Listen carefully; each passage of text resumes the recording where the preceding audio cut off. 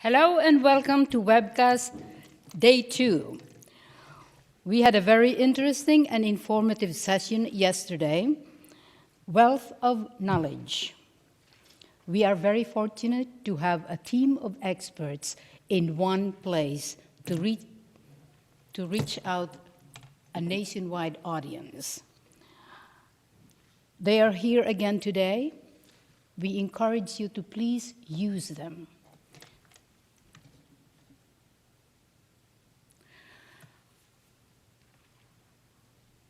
I'm showing again the federal and international partners, speakers from today, and will be speaking today. They come from the Department of Agriculture, Animal and Plant Health Inspection Service, the Department of Commerce, the Department of Health and Human Services, to include the Office of the Assistant Secretary for Preparedness and Response, Customs, Border and Protection, Centers for Disease Control and Prevention, Division of Select Agents and Toxin, and Division of Global Migration and Quarantine. We are going to have a speaker from Food and Drug Administration, and we heard Mr. Misha Wallard yesterday, Fish and Wildlife. Today we are going to have speakers from the Department of Transportation and the Public Health Agency of Canada.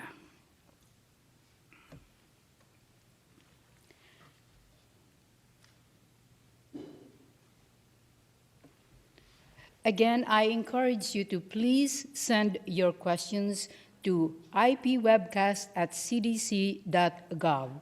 As I mentioned earlier, it is not very often that we have a team of experts in one place. Please use them. Send your questions, ipwebcast@cdc.gov. And now we go to the first speaker for this afternoon, Cynthia Labrie. She is the Licensing Program Manager, Center for Biosecurity, Public Health Agency of Canada, where she oversees activities involving human pathogens and indigenous terrestrial animal pathogens. She will talk about import and export of human pathogens and toxins in Canada. Cynthia?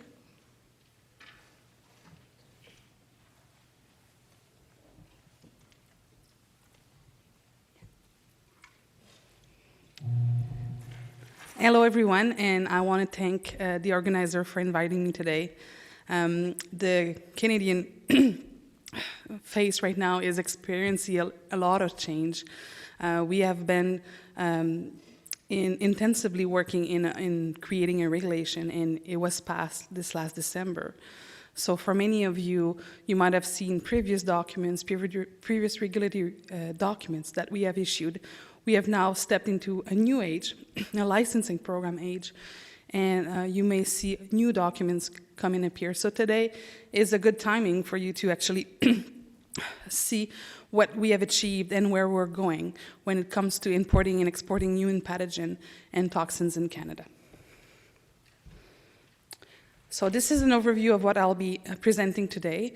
I will start by talking about pathogens regulations in Canada in general, so you can see where my agency is related to other agencies or departments in Canada. And then I'll talk a bit more about who we are as the Center for Biosecurity.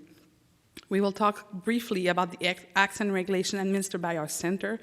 I know they are not necessarily related to you guys, but still, if you are dealing with Canadians, they have to abide to these regulations, and therefore, when you entertain conversation and discussions with them, they might be talking about it or asking you elements to make sure that they fulfill those requirements. I'll then talk about regulated activities, and I'll touch briefly on exclusion and exemptions. Our goal when we created this new regulation was to make sure that we would be able to control the risk of human pathogens and toxins, but at the same time, we didn't want to burden the Canadians, especially research and diagnostic, so we have created exemption and exclusion specifically for certain activities. Then I'll be talking about the licensing program, which is the program I manage daily. We'll talk about the Canadian Biosafety Standard, which is very similar from UBL. And then I'll finish with the regulatory documents. So you'll be able to see what we've been doing in the past, and some of those documents are still current and valid until the end of this year. We're in a transition period right now. And then you'll be able to see the other documents, including the letter that you can see here, letter to acknowledge receipt of an application, which is a transitory document and will be only valid for a certain period of time.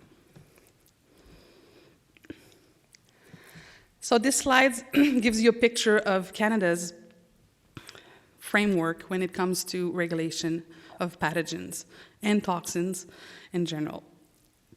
So you can see there are a lot less agencies and departments regulating pathogens in general. Although you can see some actors are not present because I didn't want to go into drugs and other things like that. But you can see the ones that are directly related to pathogens. So it starts up above with Global Affairs Canada, and they are responsible for the toxicological and biological agent on the export control list. And then they administer the Export and Import Permits Act. And then when we go into Canada, or right at the border of Canada, we have the Canada Border Service Agency, also known as CBSA, which would be your equivalent for a CBP. On the right side here, the control of transport of dangerous goods in Canada is overseen by Transport Canada.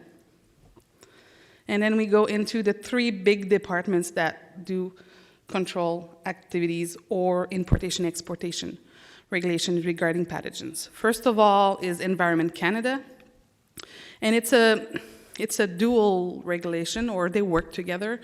Environment Canada and Health Canada, they work together to administer the CEPA, the Canadian Environmental Protection Act, and specifically the New Substance Notification Regulation.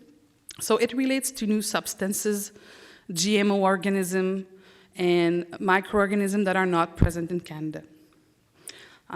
They do kind of shadow or put an umbrella over our own regulation, but their mandate is really specific for bioremediation, everything that is released in the environment, where the other two groups that you see on the right side are more for lab-related usage.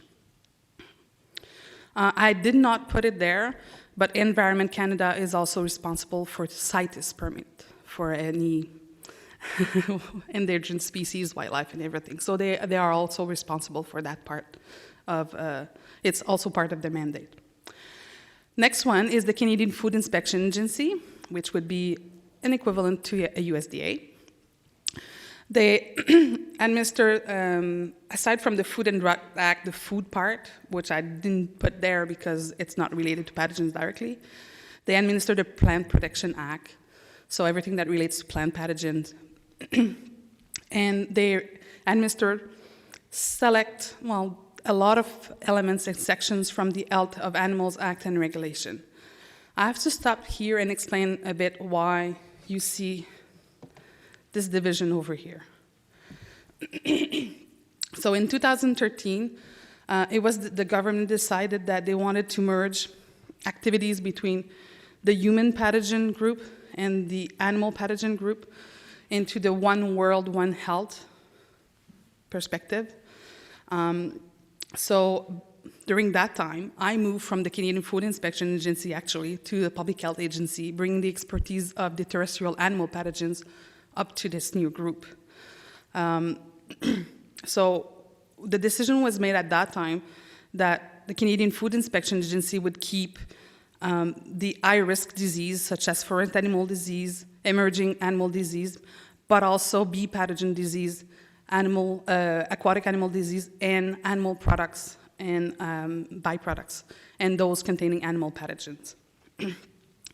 So at the Public Health Agency, we now end up with terrestrial and animal terrestrial animal pathogen, those in pure culture, and those which are indigenous to Canada. So those of lower risk, mainly your BSL-2. Public Health Agency also enforced the Human Pathogen and Toxin Act and Regulation, and this is new, and you'll see it just at the next slide, in the next few slides. So we cover human pathogens and toxins.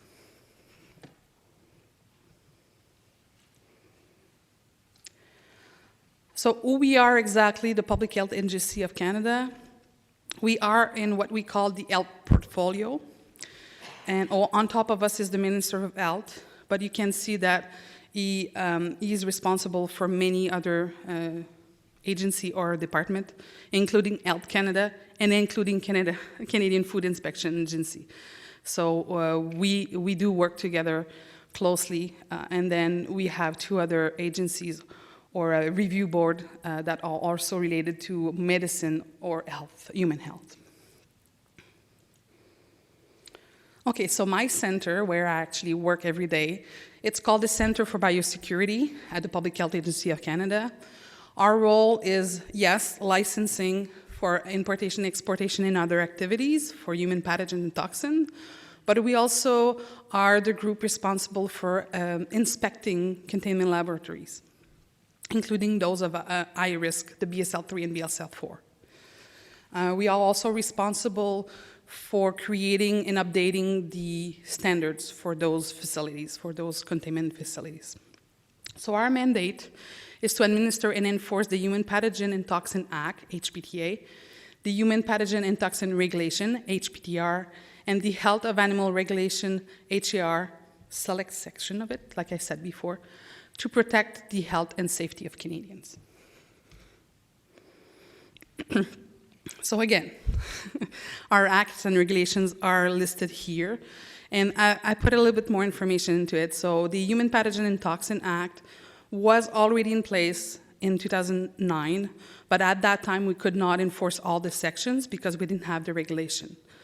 The regulation, the Human Pathogen and Toxin Regulation, came into effect December 1st, 2015, which is like 8 months from now, 8 months ago, 9 months ago. And with that, all the sections and all the requirements came. The Health of Animal Acts and Regulation, like I said before, we are only working on select sections pertaining to importation and transfer of terrestrial animal pathogen indigenous to Canada. I'll go in an overview of the HPTA because this is it's a new act and regulation. Before, we used to have the Human Pathogen Importation Regulation, and it was repealed actually the same day that the new act passed. The HPTA provides new authorities to address risk posed by domestically acquired or produced human pathogens.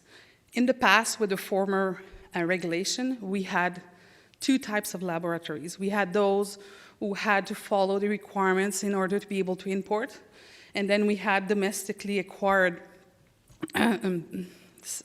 samples, and those labs, the labs working with those samples, didn't have to follow the regulation, didn't have to follow the containment standards. So we had the double standards, and we felt it was a high risk. So this new act and this new regs provide a common standards for all pathogen users. It is a license, we are licensing activities, much more than just importation and exportation. We actually cover the use, handling, transfer, import, export, disposal, abandoning, and release. These two, we don't want to give it to anyone, but still it's there in the things that they are allowed to do. The other thing that we have now, that we have the HPTA and HPTR, is we have a mandatory reporting of incidents, including lab-acquired infection. And we hope this will provide a lot of information to further advance containment standards and different guidance for Canadians.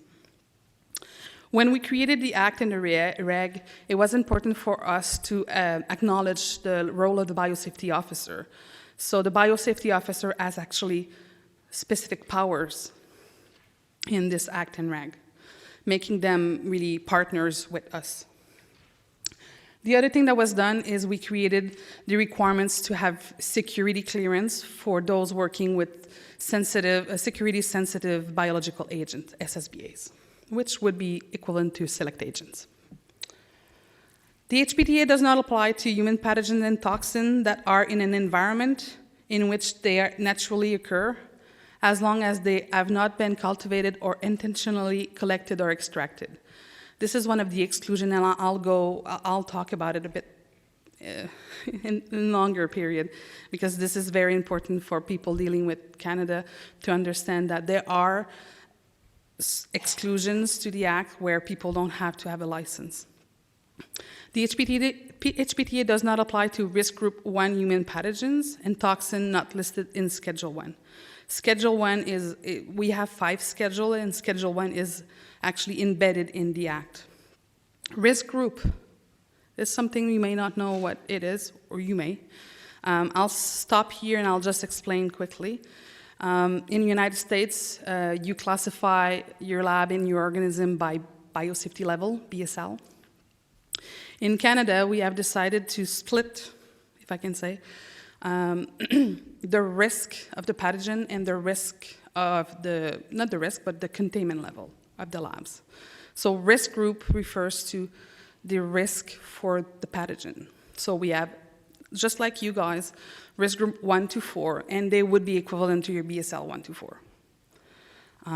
When it comes to containment level, most of the time, the risk group is equivalent to the containment level. So for example, for Salmonella, which is a risk group 2 organism, it would have to be handled in a CL, containment level 2 laboratories.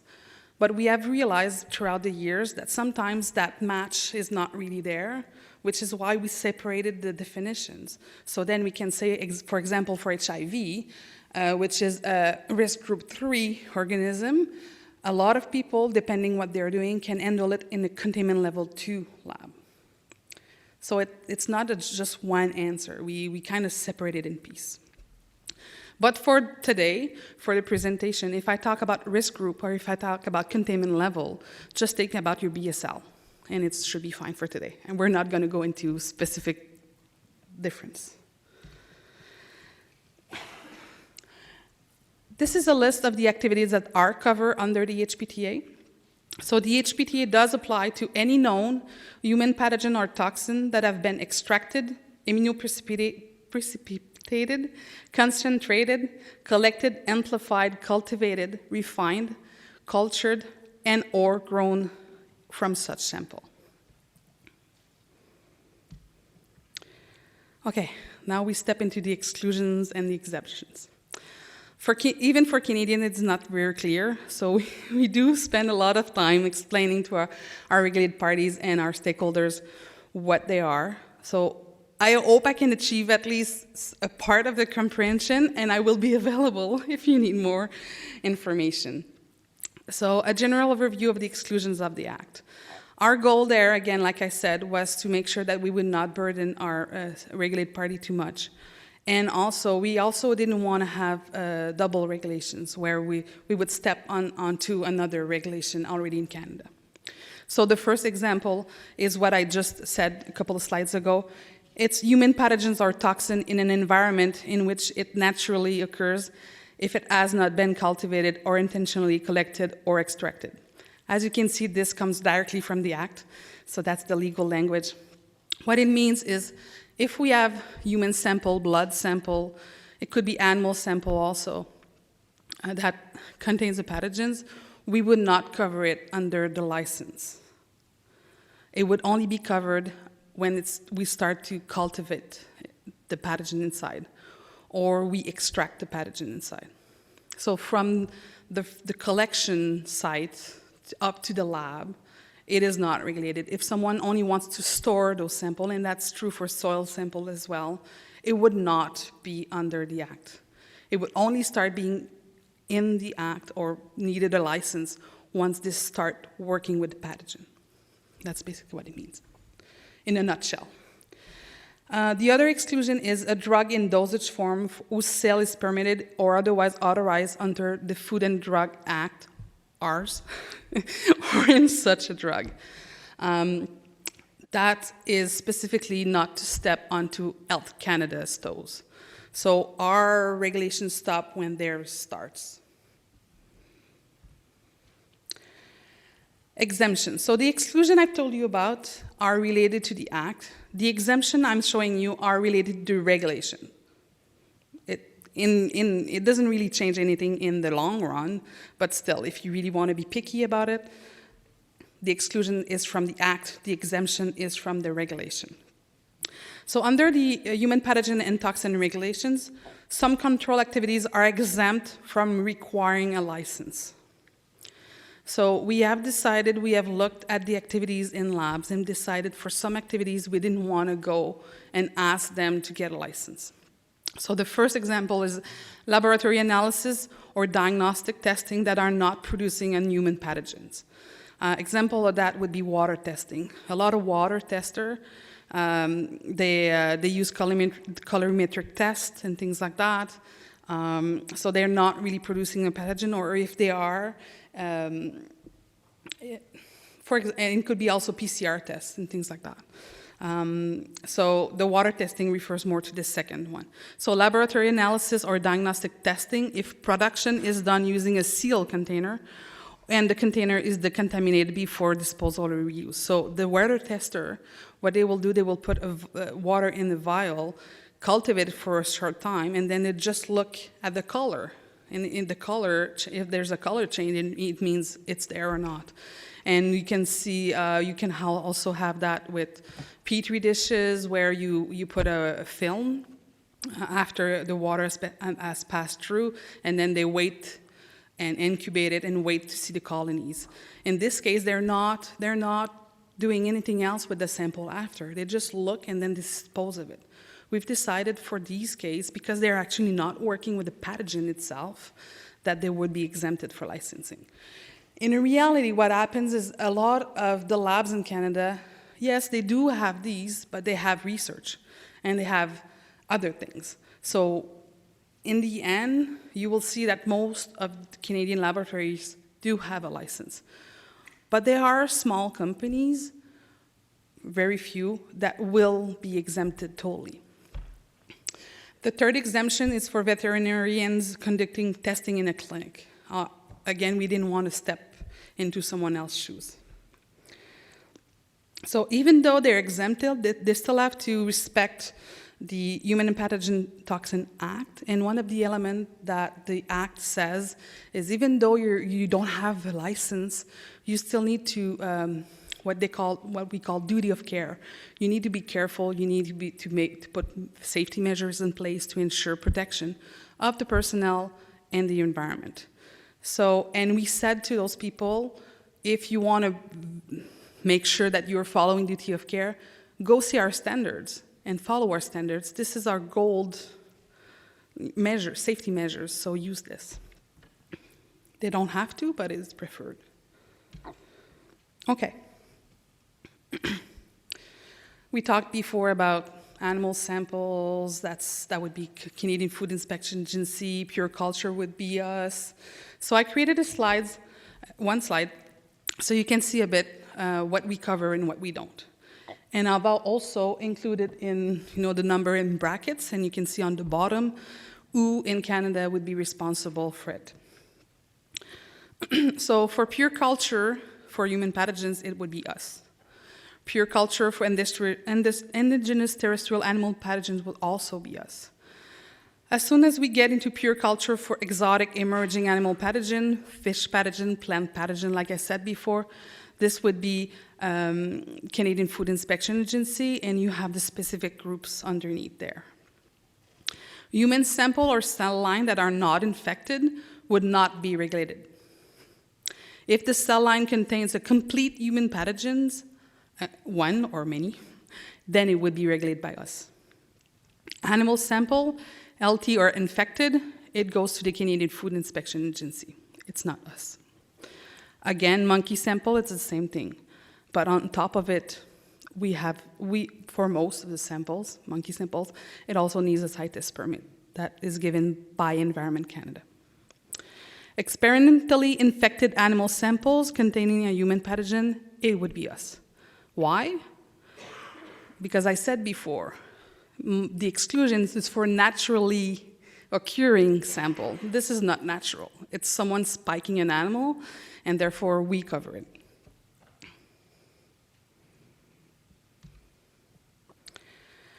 Okay, so in Canada, since December 1st, 2015, and it's actually on December 1st, 2015, that this biosecurity portal went online. So I was kind of scared that day, making sure everything would go as fine as possible, and it did. So I'm pretty happy that my teammate worked hard to make it work. Canadians that are working with human pathogens now have to come through the biosecurity portal to apply for a license and get a license. The other things that they're allowed to do through this portal is also reporting, so report notification for different scenarios, including lab-acquired infection. One of the features that we wish to have, and it's not there yet, actually it is there, but only for biosafety officers. We would like to have it external so everyone can consult it. It's biological agent research, which means searching the database and learning about our risk groups. A lot of people are asking for this. So we went from paper-based, having 10 or 15 rows of cabinets. Yeah, and that's just for 2 years' worth of stuff, because we archive everything every 2 years, to this. So now, after 9 months of running the program, I can say that I probably have passed 5 or 6 little Post-it stick, and that's it. No other paper. So I use the Post-it to go across, see a friend, see a colleague, and ask questions, and that's pretty much it. We don't have paper anymore. The only thing that's not submitted to this portal is anything that relates to security-sensitive biological agent, obviously for security reason. The portal is protected B, so obviously secret information is not given there. So these are received by paper by the other group that works with me, and they handle it appropriately. But for everything else, license application, questions, everything, it all comes through the portal or through email, which is fantastic. Okay, this is my busiest slide, but you'll see it's not that difficult to understand. So like I talked before, we assess pathogens by risk group. And when we decided to create the licenses, we also looked at a risk-based approach for our pathogen and toxin license. So we have 4 main categories of licenses: risk group 2, SSBA toxins, risk group 3, and risk group 4. And we have assigned different length of time validity periods for those licenses. So for a risk group 2 license, which may or may not, depending what the people are doing, include toxins or prions, we are allowing them up to 5 years. So the license will be valid up to 5 years. During that period, we will either audit them, inspect them, or different mechanism to verify compliance. Security-sensitive biological agent, the toxins ones, they own their own license because they don't really fit in any other categories, and we really wanted them to be in similar validity period than the risk group 3. Risk group 3 and risk group 4, they have a validity period of 3 years for risk group 3 and 1 year for risk group 4. And again, the number of years does relate to the risk. You can see in red, the 3 arrows in red, they all refer to the fact that these specific ones need secret clearance to be, like the people working with these samples will need secret clearance to access part of the facility where the SSBAs are present. Every time I say SSBA, in your case, it would be select agents, or almost the same thing. We might have a couple of little difference. So the risk group 3 and risk group 4 license, with SSBA, it's not a different license. It's just that we add extra conditions for secret clearance.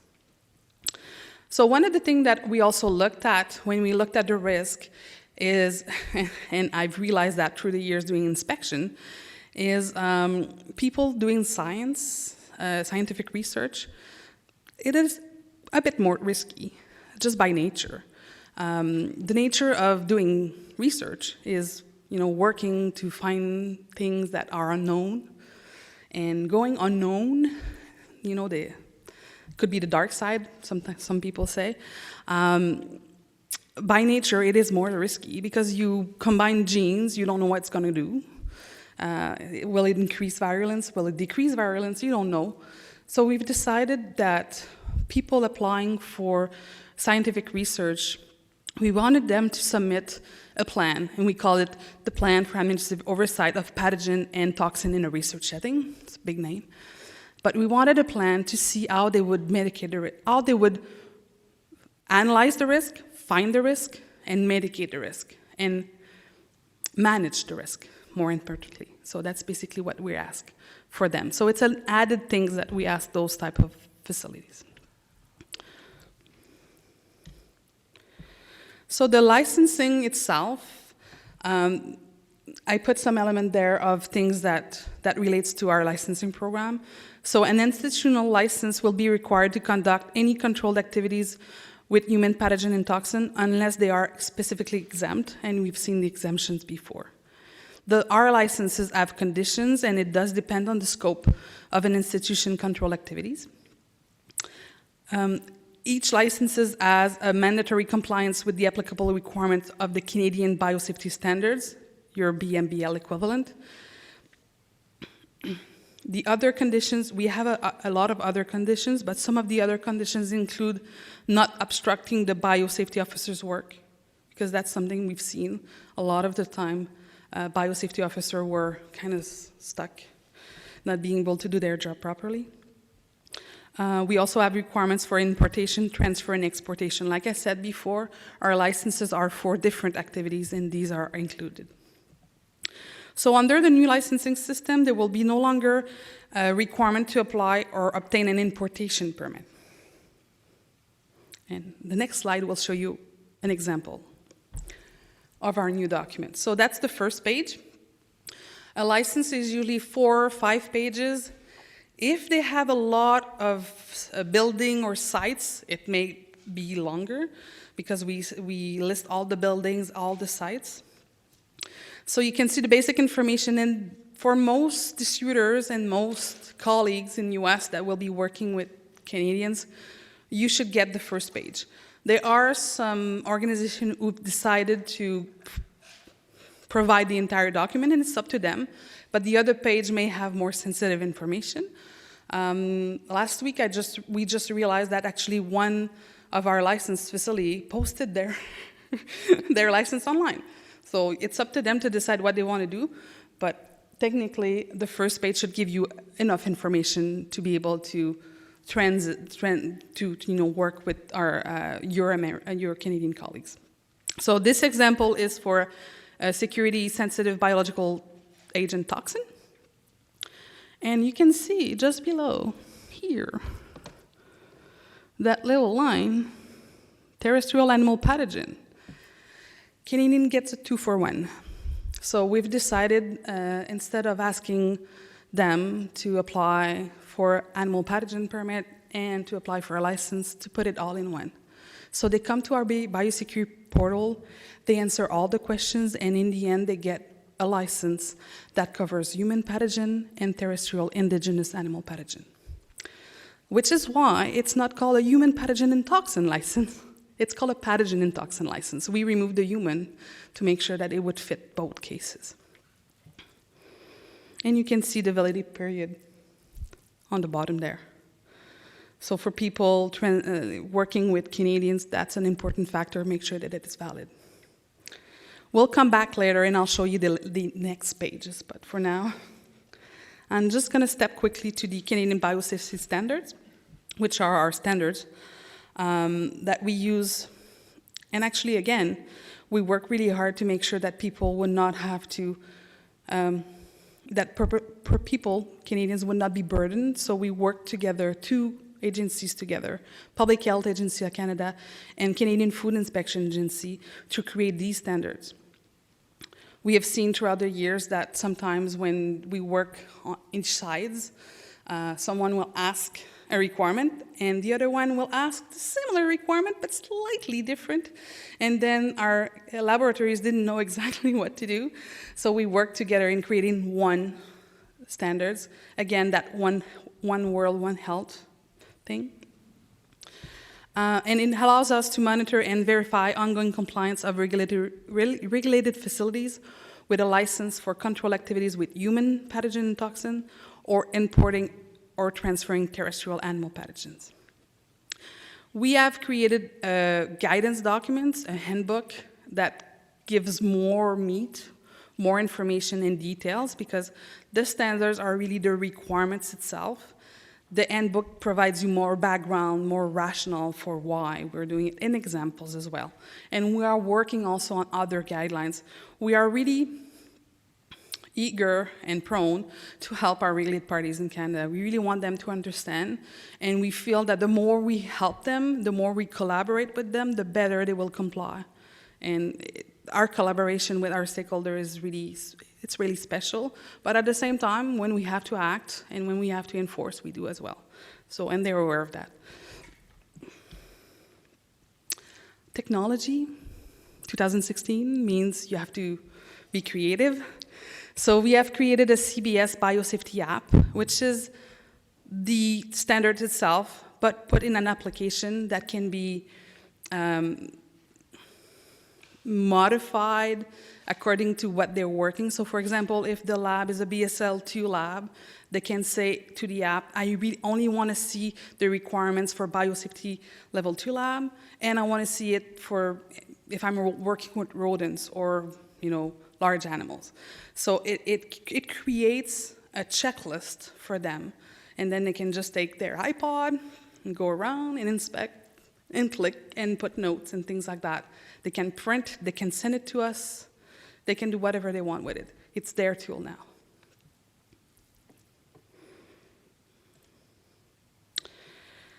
Okay, we're going to do, that's the 4 or 5 next slides are really what Americans should be seeing from our office.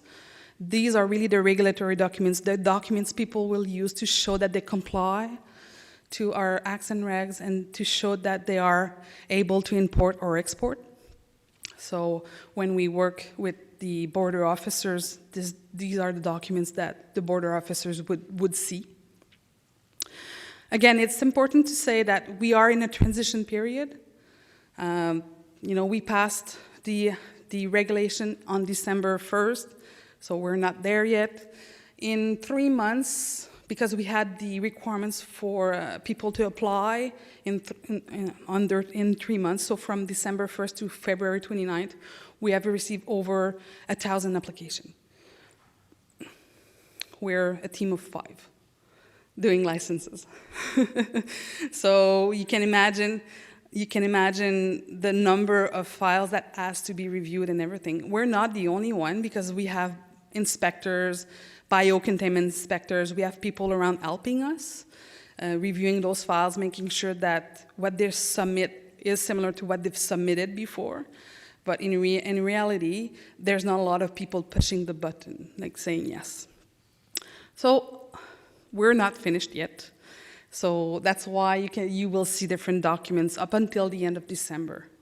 So the first document is the importation permit. That's the former document that we used to issue.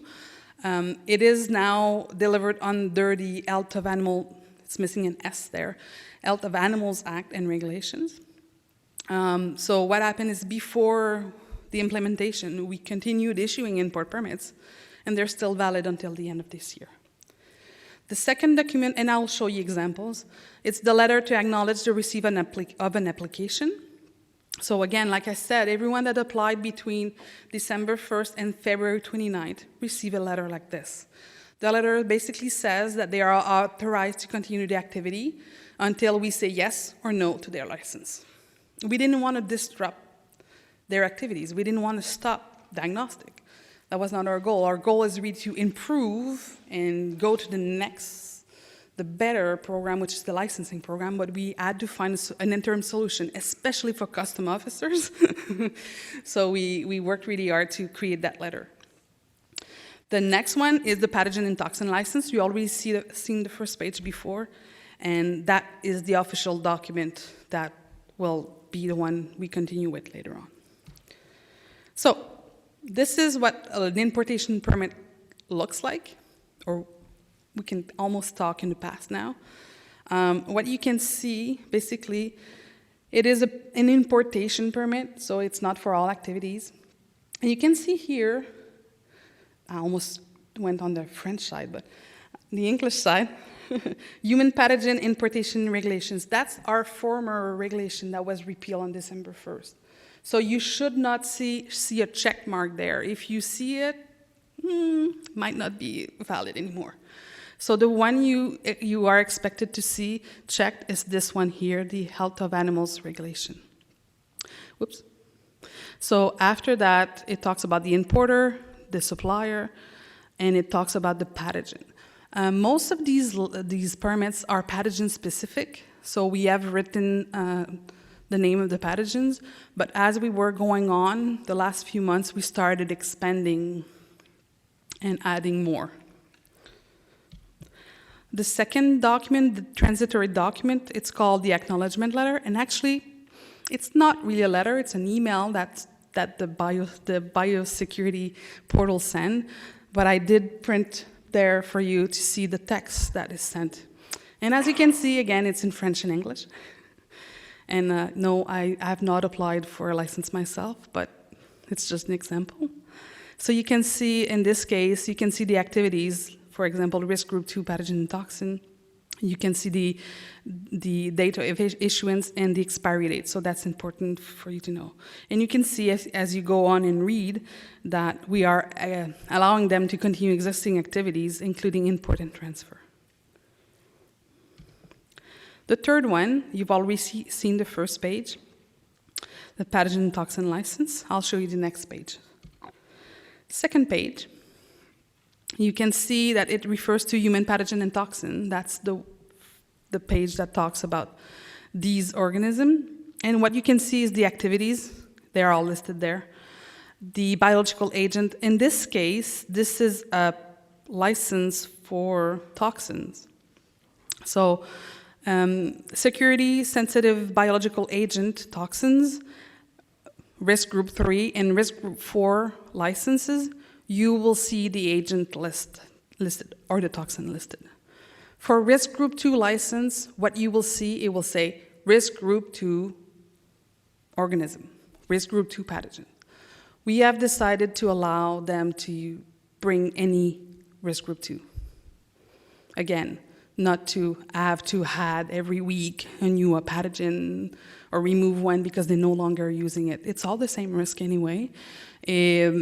The way it is mitigated is through our containment standards.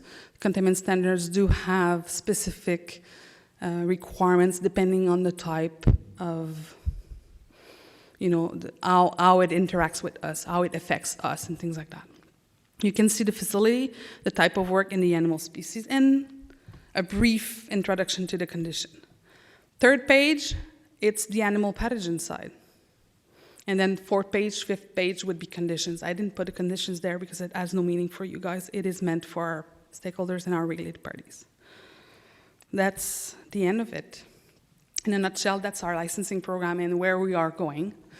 So if you have questions, I'm sure some of you will have questions because, like I said, the exemptions inclusion is very different from other things being done in the world. You can reach us through the Center for Biosecurity, and we have two main emails. The one for licenses and permits, so that comes directly to my office, and then the general inquiries. Thank you.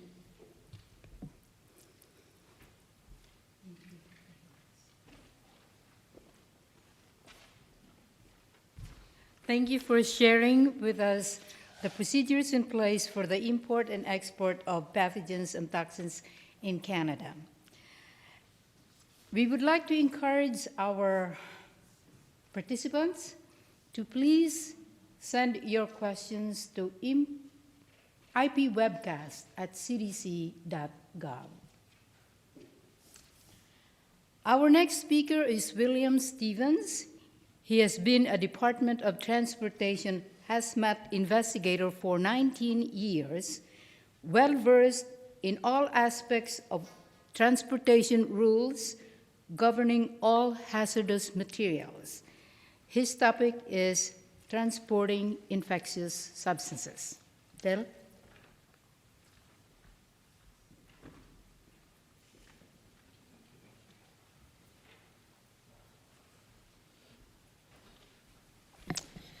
Well, good afternoon. I hope everybody is awake after a good lunch so that we can roll on with this presentation today. I'd like to obviously thank Vaughn and the rest of the staff around here, Diane Martin, and several others, the other agencies, for inviting us up here to be a part of this.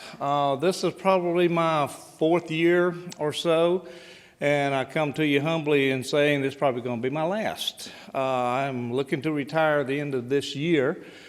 But my experiences out here with the CDC has been vast. It has been great. It's been a wonderful experience. So I just kind of wanted to pass that along to everybody. Okay? I appreciate it.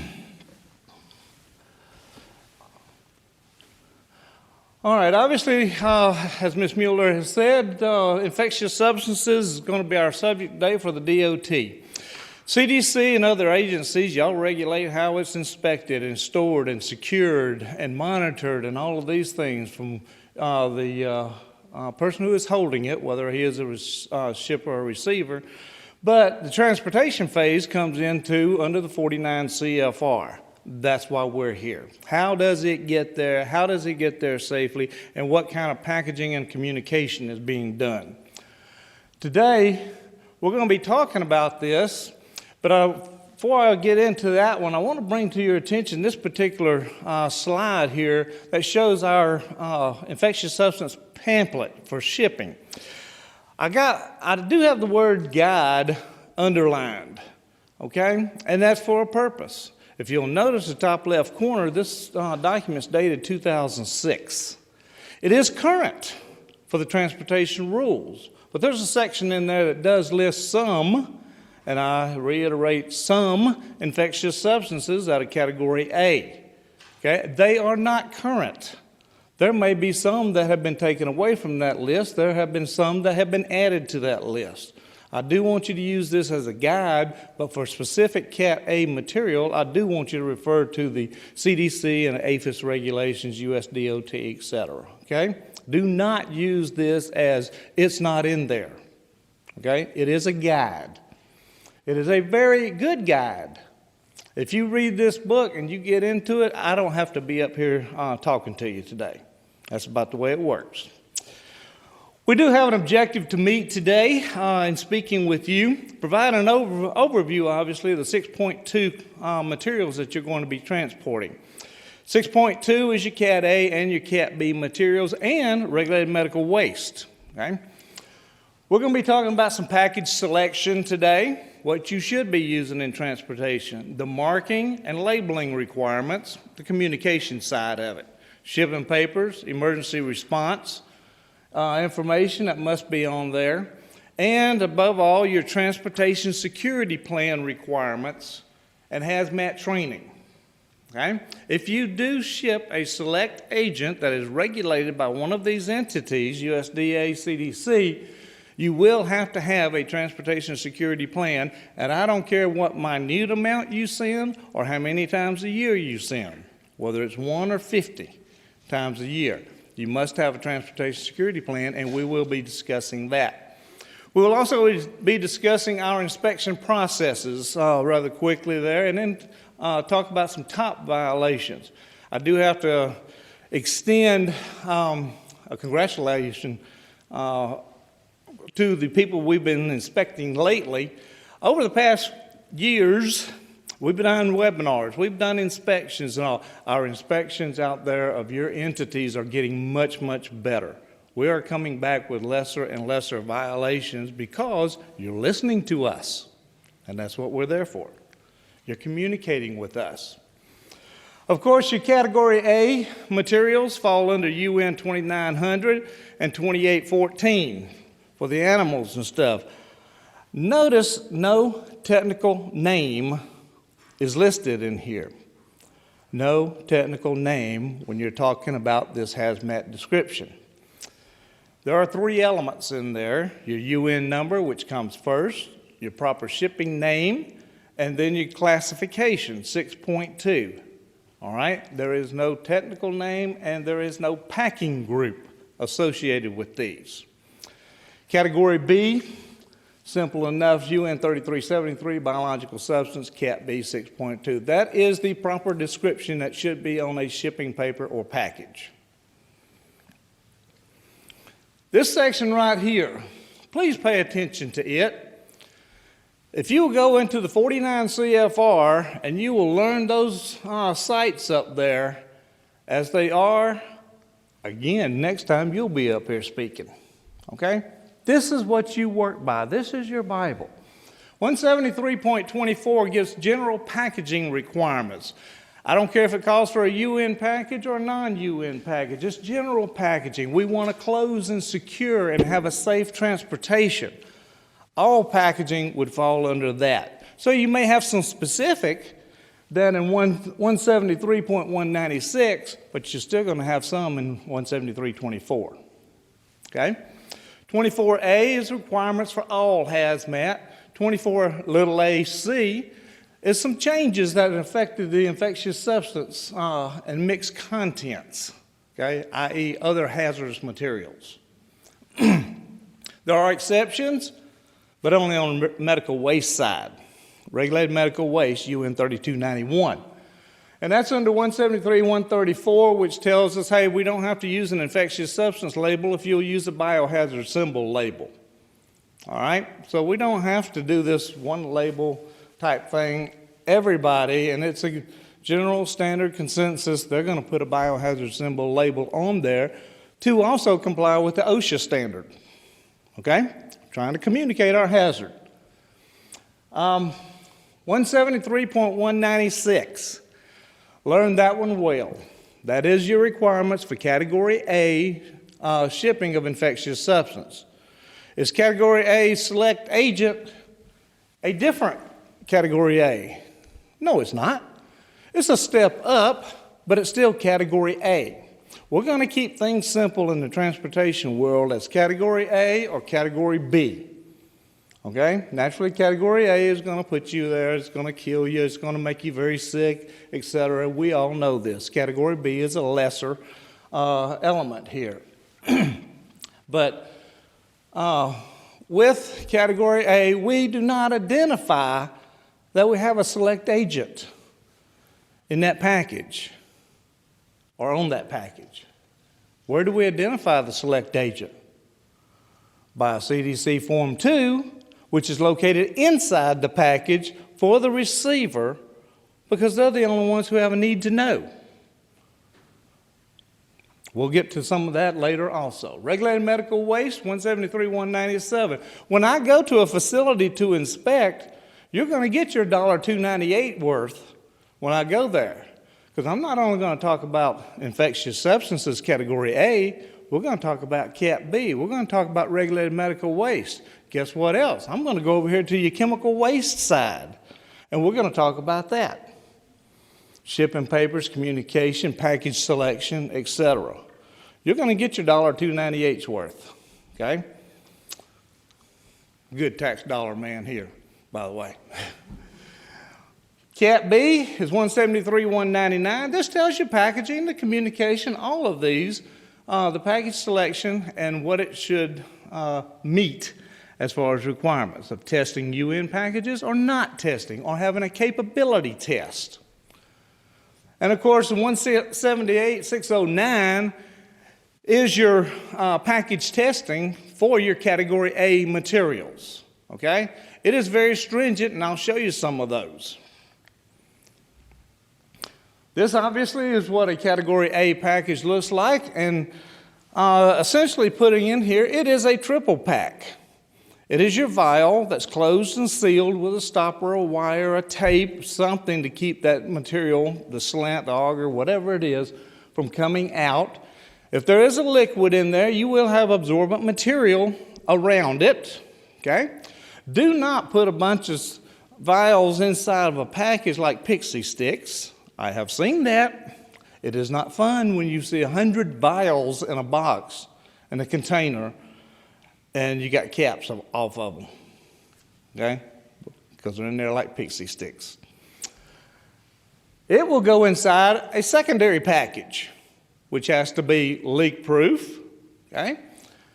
And, of course, absorbent material if necessary. The list of your contents, i.e. your Form 2 from the CDC, goes between the secondary package and the outer package for the receiver. He knows what's coming, and now he's got an inventory sheet of it.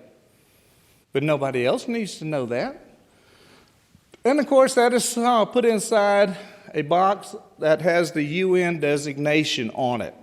It starts out in a circle with the UN in lowercase letters, and then the classification beside it, and I'll show you that momentarily. So we have a triple pack. We have foam absorbent material inside of it. We have the inner package, we have the list of contents, the outer package, that is a certified package. These packages, 99.9% of them have some printed information on one of the flaps. That is closure information. You, as the packager, must have function-specific training that you know how to close that package and have done it before, and it needs to be documented. It's called function-specific for closure. You follow that. It even tells you which flaps go down first on the 4-flap box, 1, 2, 3, and 4, okay? Follow it. If you get a test report, if you've got boxes that are 5 years old, can you still use them? Yes, okay? As long as you have the closure information and you're doing it correctly, which hopefully is still being able to be read on the box, okay? And the box integrity is not suspect. It will go through transportation there and back and there and back, and this box starts to show wear and tear, okay? Package integrity is very important. When it gets to a point you're looking at it and trying to decide, if you're having to try to decide, get rid of it. Get you a new box. Get you a new box. This is what your UN string looks like. This is what it represents. The 4GU tells me it's a fiberboard box.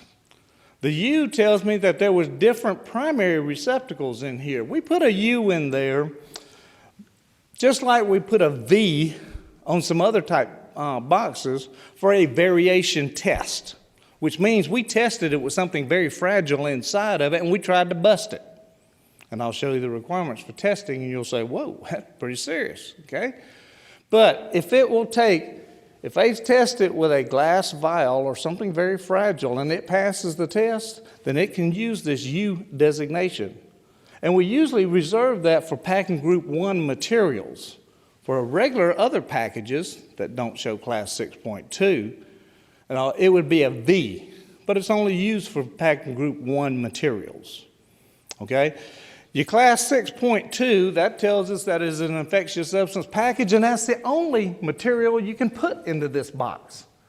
I can't put acetone in here, 1 gallon can of acetone, and ship it, okay? It is not for that. If it was for an acetone, it would be marked 4G, and let's use V as an example, and then /Y for packing group 2. Whoop, wait a minute, we just messed up, didn't we? It's got to be an X. X, Y, and Z marking equate to packing group 1, 2, and 3 marking. X is 1, Y is 2, and 3, okay? So it would be marked 4GB/X, and then it might be 10, which represents 10 kilograms of weight that package and contents can weigh. But that's for other hazardous materials, not for your Cat A materials, okay? Your year of manufacture, you notice this one says 06, can we still use that? Yes, we can. As long as you have all the components that it originally came in, you have the closure method still able to be used and stuff. And when you tape these boxes up and you rip off the tape and you tape them up and you rip off the tape, guess what's going to happen to the box layers, the paper layers? All right? Package integrity. Then, of course, it's made in the USA. The plus AA tells me it's a third-party certifier. You made this box, you had it made strong, and this is the components that you're going to have in it. Then you send it off to a third-party person to say, test it for me and see if it passes the test. That's his designation for the company, and 1869 is his test report number for that particular test. I can call up, and even though it's an 06 number, I can give them that, and they'll send it back to me in an email real quick like, and we'll discuss about closure information and inner packages that you may or may not have. Okay? Don't take a plastic bottle out of the box and then reinsert with a small metal can of some sort. The kit has to be used as a kit. We cannot substitute. Testing of these packages. This is why it costs so much for them, okay? There's not too many people that make a Class 6.2 package, but they can, or I say make and manufacture and to go through the test. But your UN certified packages will meet the test under 178-609. We're going to wet that box for an hour to represent, it's going to be a wet rain type thing, to represent 2 inches of rain before we start all of these tests. We're going to take that box and we're going to freeze it for 24 hours at 0 degrees and do the drop test. We're going to drop that package from 30 feet high. A standard hazmat package might be dropped from 4 feet. It might be dropped from 5 feet. It might be dropped from 3 feet. This one is 30 feet. We're going to drop an 1.5 inch diameter, 15-pound rod on top of that box and see if we can bust that vial inside of it. If the box is too heavy, we're going to drop the box on top of the rod. Okay? It's going to meet some serious testing protocols. Of course, if it's supposed to have dry ice in it, they will put some in there, and anything that is used, they're going to put a like item in there if it's written in the test report. This box is suitable for dry ice, and there's a little box in there for it, and put the dry ice on top. They're going to do it, okay? And of course, with the U variation, which means we're going to do fragile inner packages. They may be fewer, they may be even smaller. But since we gave it the designation of U, you can do that. You can change that plastic bottle to a smaller can. Okay? Metal can. You can do that. It's legal. It's got to be marked with a U, though. Category B packaging. Essentially, this is the same type package. I say essentially because it is a triple pack. All right? We've got the vial there. We've got the cap on it to maintain everything. We've got the absorbent material if there's liquid involved in it. We have a secondary package to make it leak-proof. Okay? It can be a bag. It can be a box in there. And then the outer package. But note that this one is not UN certified and tested. It does have a capability standard of being able to be dropped from 4 feet, that's all, 4 feet, without damaging the inner materials. It's a Cat B, okay? We kind of walk around with Cat B stuff all the time. Then we have communication.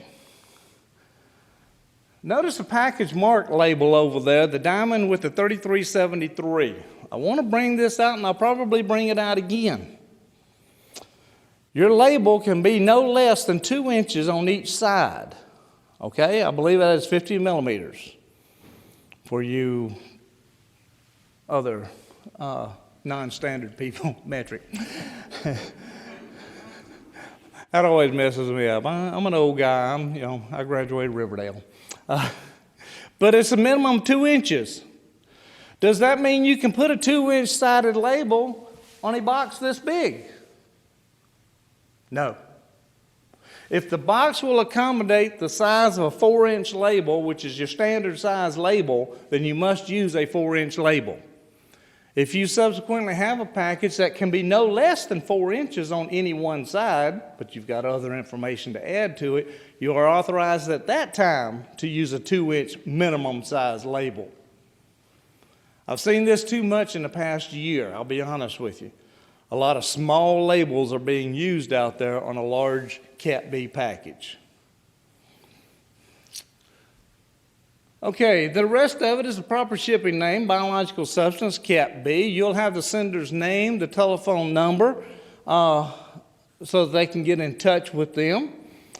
And normally, all of this is communication paper or information that's on the package, so you don't have to have a shipping paper unless it goes by air. Your Cat B package, this is a capability standard. Again, it's a non-spec. Your only requirements are listed in 173-199. If you only do Cat B packaging, this is the only training you have to do. Is in accordance with 173-199. Document that that person knows the requirements. You got to document it, okay? But that's the only training you have to have if you do Cat B only. You got a strong outer package, just like we saw on the previous slide. You got a triple pack, it's non-tested. You got a capability standard, from 4 feet. I said 3 a while ago. Primary receptacles are leak-proof. They won't break. They're primary. Your secondary, secured within the outer package. Outer package prevents the release of the material. So we've got a strong outer package. It's not torn up. We're using a good one.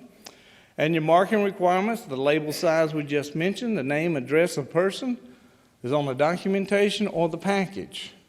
You don't need documentation if you're doing it by ground, but you do if you're going by air. But let's put the communication of the person and telephone number on both. Liquid stabilizers, you're authorized 1 ounce of it in there without changing the designation of the material, i.e. calling it formaldehyde or something of that nature. But you will have absorbent material in that package to absorb the entire contents of that 1 ounce or less, whatever you happen to have in there. Put absorbent material in that package. Package marking and labeling. Your marking is your proper shipping name and UN identification number. That's the first thing up there. The second thing is no technical name. I want to see UN 2814, infectious substances affecting humans, parenthesis, suspected category A infectious substance, 6.2. Suspected category A infectious substance. Under 301B, we can do that. That is your marking requirement or your labeling requirement. Your marking goes along with your shipping paper of the proper shipping name and ID number. Infectious substance label. I said that was one of the exceptions under regulated medical waste, but we don't have that exception here for Cat A, only in medical waste. We're going to use the infectious substance label that is current, which says notify your local county health department or state health department if you have breakage or spillage. Don't call the CDC, okay? They don't want to hear about every Cat A out there that might have an incident, okay? Orientation arrows must be on there. There are 2 arrows side by side with a bar underneath. They must be on 2 opposing sides. 99.9% of your Cat A packaging will already have it on there. Cat B, proper shipping name, your UN 3373 label. 4 inches all the time unless the package is too little. Name and telephone number of the responsible person, and of course, orientation arrows. These are your labeling requirements. We have a label. We'll talk the first one on the biohazard symbol, okay? We want that one on all of them, except infectious substance category A, okay? That biohazard you'll see on your medical waste boxes. They may be non-bulk, which is a container less than 119 gallon, or they're going to be on bulk. If they are on bulk, they'll be on 2 opposing sides. Non-bulk, you only need 1 side. Your infectious substance label, obviously for your Cat A materials, okay? Your UN 3373, we spoke about that one for your Cat B, and your 3291 panel. It is not a placard. We do not placard a truck, okay, for regulated medical waste. we put a label marking on it. They call it a marking. And this marking here represented is if you have bulk containers inside. If the container is over 119 gallon, I don't care if you're carrying one and a whole bunch of boxes or you're carrying a whole truckload of 150 gallon roll carts. They're bulk containers in there. Then the truck must be marked with this orange panel and the biohazard label on the left. Okay? That's not necessarily your responsibility to ensure if you're doing medical waste. It is the transporter's responsibility, but there are some quirks about this 3291 marking on there. Okay? We can put it on, well, you can put a truckload of boxes of regulated medical waste on this truck, and he's maxed out, and he might weigh 7,500 pounds. But we don't have to mark that truck. Okay? Telling you that there is a biohazard in there. We don't have to, but we can. Okay? Only when it goes above 8,800 pounds and it is picked up from one source and taken from A to B, would that truck have to be marked with this markings on it, with a 3291 and a biohazard. Okay? From one location. If he stops at 10 different hospitals along the way, no, it's not meeting that requirement. Shipping papers. Category A, we're going to put the identification number on there, UN 3291, the proper shipping name. Suspected, Category A, infectious substance to meet the lost in the crowd. I have still run across some persons over the past year that have insisted to put that in there. Please don't. Okay? Technically, it is not a violation of the regulations because we're kind of giving you an out. We're working with the CDC, but it is in the regulation. Let's take advantage of it because the transporter has no need to know what is in there on a Cat A package or Cat A material. All he's concerned about is this infectious. Let's tell him nothing else. Okay? You're not lying to the guy. You just ain't telling him everything. The person who needs to know is the receiver, and he's got the information inside the box. He knows it's coming. Hazard class. There's no packing group. Type package, box, whatever you're sending it in, and the unit of measure. Shipper certification must be signed. Very important. Whoever signs that shipper certification is saying, right hand up, I certify the above named materials are properly classified, described, packaged, marked, and labeled and ready for transportation. Do not have the front office staff sign these papers. They do not see the package. Okay? Plus, they have to have documented hazmat training. The emergency response telephone number. This can be your number because you're shipping this select agent, because they know it's coming, and it's normally there in a 24 to 72 hour time frame, 24, 48. And you can use that telephone on your hip. But when they call you at 1 o'clock in the morning and saying, we've got an incident out here, what's in this package, you better be picking that telephone up and have that information immediately. Okay? If you don't want to do that, then you should contract with an outside source to provide that information. Chemtel, Chemtrek, Infotrack, etc. Okay? Category B, no shipping papers required unless of course, it's going by air and the pilot needs to know about this. Because all the communication material, information is on the box, correct? Correct. Emergency response information. It is for that first responder out on the scene. He sees that he's not altogether smart or anything, but he's backing away and he's saying, hello, Miss Smith, I got such and such here. You better tell him what he's got, how to fight the fire, does he evacuate persons, etc. What does he need to know? But it needs to be on a shipping paper where it stands out. Let's put this number, emergency response number, put your name down there with the number on it and have it stand out in bold, in red, something where it highlight it to where he can pick it up when he picks up the shipping paper. He sees it right away. And of course, it's not required if you're not doing the shipping paper, but you've got that information on the box for a Cat B. Okay, so we've talked about the packaging requirements, the marking, labeling, etc., a little bit about the emergency response. Transportation security plan. It is an easy enough plan to put together. You already have a security plan with the CDC or USDA. You've got some elements within that security plan that can cross over to our regulation. Don't make me go through and read that whole document that you've got of 49 pages or 100 pages of security plan information to find out what I need to know. Cut and paste some of that information out, put it into another tab, another booklet, and say, this is your transportation security plan. I am not concerned about all the requirements the CDC has. Okay? I do not have a need to know for that matter. So, your plan is required if you're doing any amount regulated by the CDC, USDA.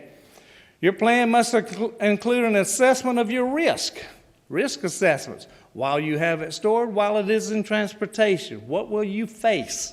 You got to list these. You have to address personnel security, unauthorized access, and en route. Personnel security.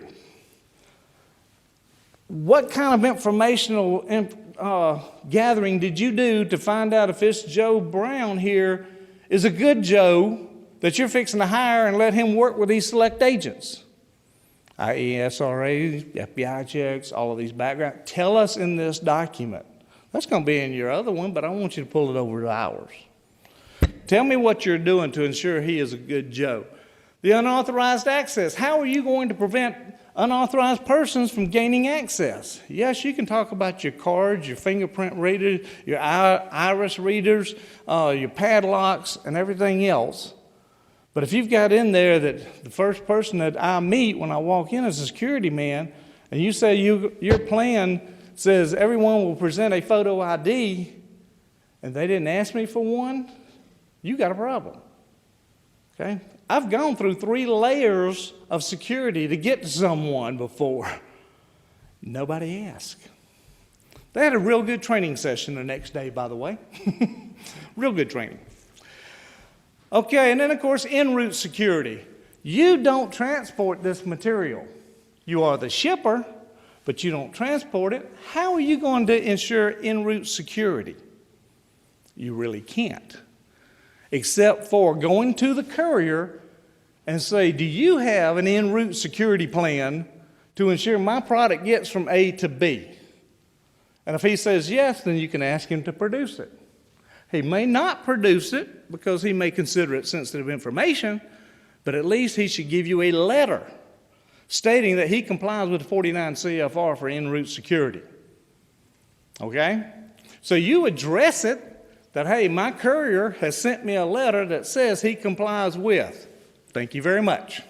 It is that easy. You don't control it, so there's nothing you can do about it except confirm that he does have one. Easy enough? Your job titles, your duties, and a training plan. You must review this plan annually, which means you need to document that annual review. If you change that plan, then you must retrain personnel who have a reason for that, be operating under that plan, and have them documented. If no changes happen over a 3-year period, now that's the period you got to retrain everybody anyway, every 3 years. So it's reviewed and revised as required and looked at annually. Other training requirements. Hazmat training, general awareness, familiarization. All that is going through Part 172 in our regulation that shows how to read the hazmat table, how shipping papers should look, marking, labeling, packaging. Gee, that's the same thing we just went over in the first part of the presentation. Give them that training and document it. That's general awareness. Safety, OSHA-related, HAZCOM, right to know. Function-specific, package closure, document it. Security awareness, a little bit different from your security plan requirements because this is just a situational awareness type thing you want to bestow. on it. You get a guy that takes the package down to FedEx or whoever is going to carry it, and I'll give him some situational awareness training that says, that red car's been following me every time I leave here. Okay? Change your routes, things of this nature. And of course, training involves the en route security of the transportation security plan, which will involve other things too, i.e., what is your objective of this? Anyone shipping infectious substances must have knowledge and training. Easy. Last part here coming up, compliance inspections. I walk in. This is who I am, sir. You can invite any representatives that you need to be here and all. Let the folks know up at headquarters or whatever that we're here doing an inspection. I will introduce and tell you what we will be doing today. I'll tell you the purpose. We're going to tour the facility. We're going to talk about those 3 items you're $2.98 worth. We're going to talk about packaging today. We're going to talk about your bills of lading. We're going to discuss your training, covering those 3 items again, your security plan, and then I'm going to walk out and give you an exit briefing. If I do not find any noted violations and such, I'll be glad to give you an okay and walk out of there, and that'll be the only piece of paper that you'll get from me. Otherwise, as I go through my inspection and looking at all these things, I'm going to tell you what I am looking at and questioning so that you'll understand, and I'm going to tell you in the regulation where it's at. Then I'm going to write down violations too and present it to you at the end, describe it thoroughly, show you how to fix it, and you'll have 30 days to do so. Showing me back in writing that you did. Okay? That's it, quick, down and dirty for a compliance inspection. I'm in, I intro, I do the inspection, I come out, write violations or not write violations, but you will get at least some paperwork from us. The top violations, training. Training is still hitting the top, okay? Everybody knows you got to do the training. The security plan requirements. Sometimes people don't have enough information in the en route portion. Sometimes they don't comply with what they actually have written down, okay? We'll be looking at it. We read them. We read them. We've done, and this number's low right now, more than 300 inspections since 2008. That's quite a few inspections and entities we've been to, and that includes re-inspects also if you had a problem before. But I'll be honest with you, just at the very beginning I said, you're doing so much better because of webinars like this presented by the CDC, our communication, I've done them in other areas, infection control persons, universities, etc. You're getting so much better. Last couple of years have been great, by the way, just to let you know about that one. We do have an info center in D.C., 1-800 number up there. Please call them if you have any questions whatsoever about what you are doing. Don't send it out saying maybe this is right. If you want to talk to someone, call them. They will help you. There are knowledgeable people. There are people who wrote the book in that office. There are people who are attorneys in there. There are people who can research interpretations. They are there for you, okay? If you don't like them, you can call me. Easiest way to get in touch with me is by email, okay? I do work from the house. Downtown Atlanta gets a little crowded, but by all means, contact me via email, and I will help you wherever I'm at. I do travel a lot, but I will get back to you preferably that evening at the hotel, okay? So with that in conclusion, call me, call the office. We have very knowledgeable investigators there that know the same subject matter. I'm no better than they are. I just happen to be the one that gets to raise the flag, okay? With that, I appreciate it very much, and thank you.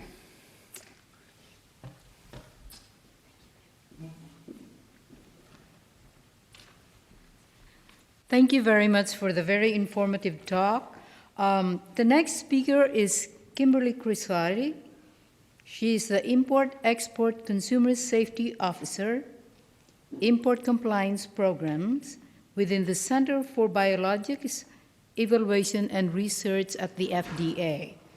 Her topic is importing and exporting CBER-regulated products. Kimberly?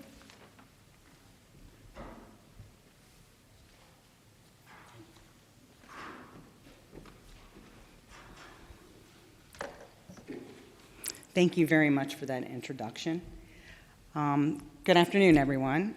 I would also like to thank CDC for inviting FDA to this webcast. So thank you very much. I wanted to talk to everybody today about the importing and exporting of CBER-regulated products. CBER regulates biological and related products. My center, the Center for Biologics Evaluation and Research, is one of multiple centers within the FDA. We have centers for Center for Devices and Radiological Health. We have a Center for Tobacco, Center for Drugs Evaluation and Research, Center for Food Safety and Applied Nutrition, just to mention a few. CBER's mission is different from the other centers in that we aim to ensure and protect the public health by regulating biological and related products such as blood, vaccines, allergenic products, I should say. What other things? Tissues and cellular and gene therapies.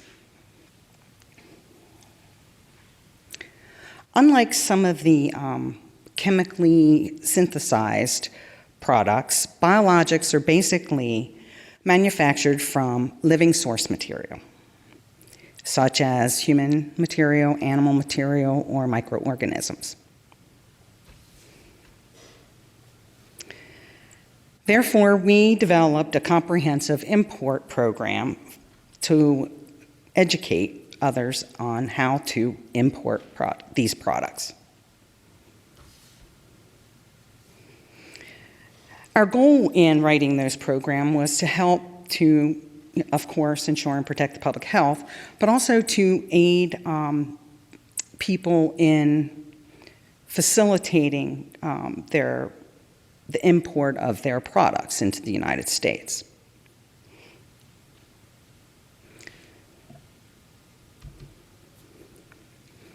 Where FDA gets their import authority is in Section 801 of the Federal Food, Drug, and Cosmetic Act.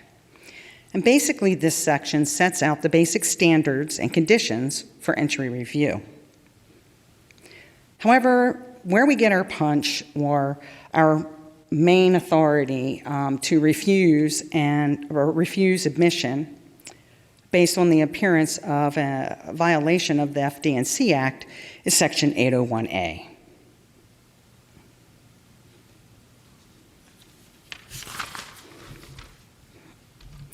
My next slide here is just to show you an idea of some of our products that we have, and also to show that CBER products, in the grand scheme of things, are very small grouping. It's less than 1% of all FDA imports. Even though there are these are small in volume making entry, they do have some special circumstances and conditions. And one of those is that since they're a living source, they are highly temperature sensitive. So let's talk a little bit about our CBER compliance programs. We have, first we have the Compliance Program Guidance Manual 7342.007. And basically this program is for the importation of biological products, drugs, and devices that are regulated under Section 351 of the Public Health Service Act, which is our licensing provisions, and Section, in general, the FD&C Act.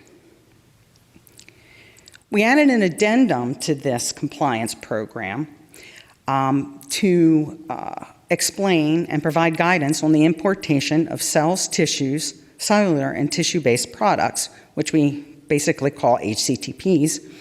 And these are regulated under Section 351, and we have created regulations under 21 CFR 21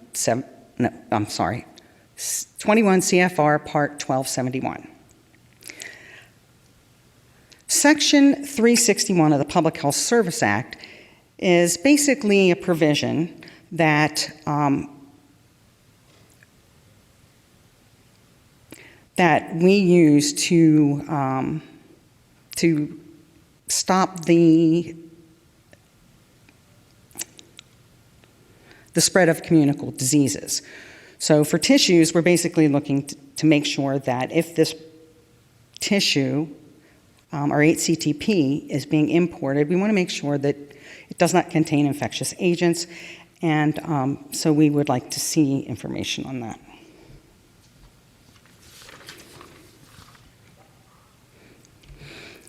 And as I said earlier, we do have some special circumstances.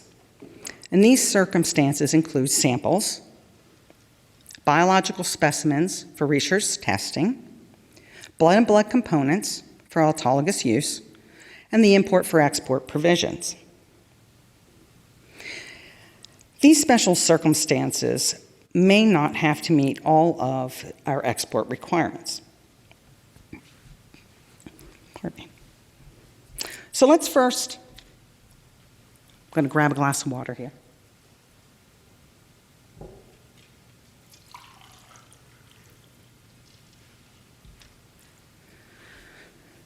So let's first talk about samples.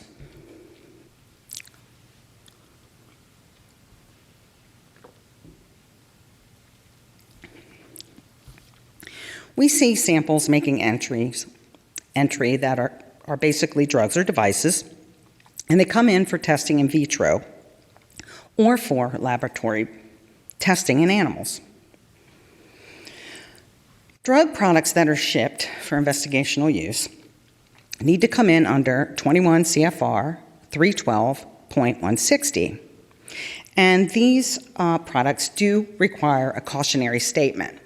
Cautionary statement reads something like, contains a new drug for investigational use only in laboratory research animals or for tests in vitro, not for human use. Blood grouping reagents, reagent red blood cells, and anti-human globulin for investigational in vitro diagnostic use must also comply with 312.160. Devices, which we also regulate some of, are basically intended for in vitro or in vitro use or in laboratory research in animals, also have to comply with 21 CFR 812.5C, and shipments of in vitro diagnostics for other research and testing purposes can be shipped if they meet the labeling requirements in 21 CFR 809.10C2.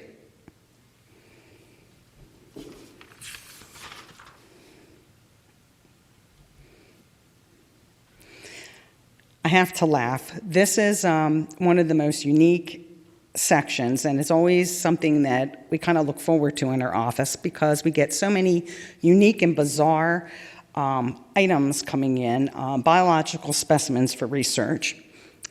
And just because they're biologic in nature, I guess that's why we're called, but biological specimens that are not routinely subject to FDA jurisdiction.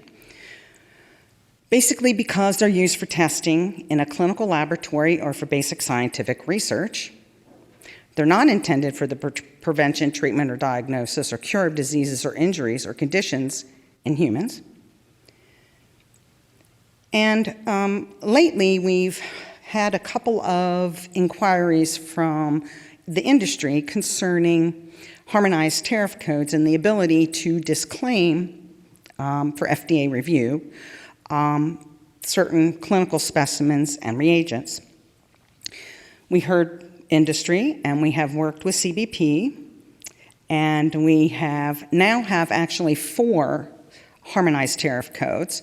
The new one, I don't really know off the top of my head, but I just wanted to make you guys aware that there is one.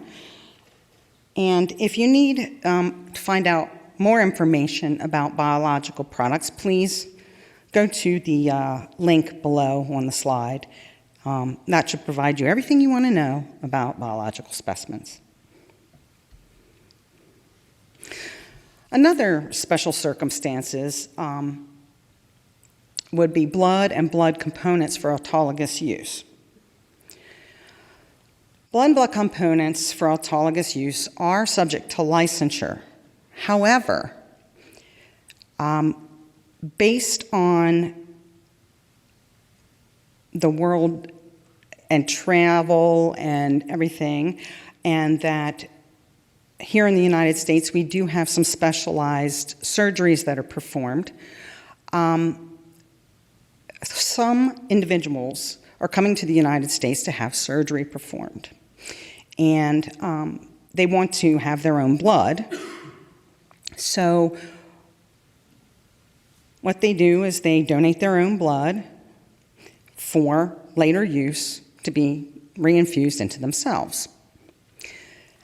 And FDA, of course, does not want to hold up somebody else's blood for surgery, so we've created this special circumstance. However, we don't want to see somebody shipping blood products on a routine or regular basis. And we don't want to see that the product has been further processed or incorporated or manipulated into something else other than transfusible blood or blood components. In addition, it needs to be appropriately labeled. And if you want to see more about the labeling requirements, please see 606.121.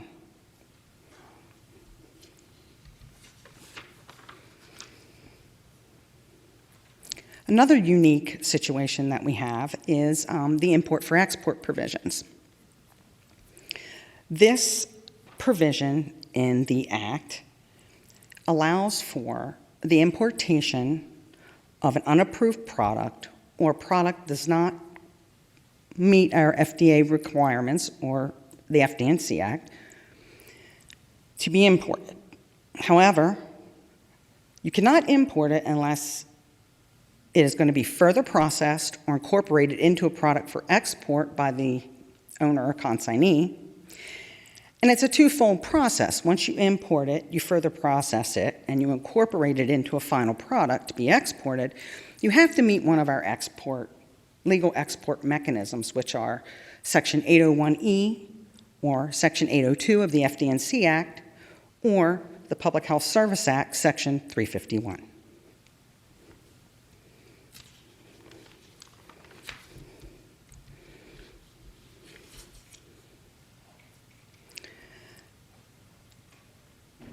Import for export is unique, and it actually has 2 types of scenarios for the import for export.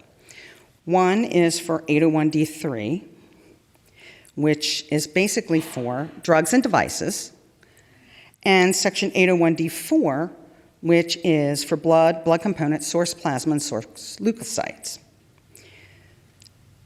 Each one of these import for export scenarios have different criteria, but 801D3, we basically want to see a statement that confirms the intent to further process such article or incorporate that article into a product that's going to be exported, and a statement that identifies all the entities in the chain of possession of the imported article.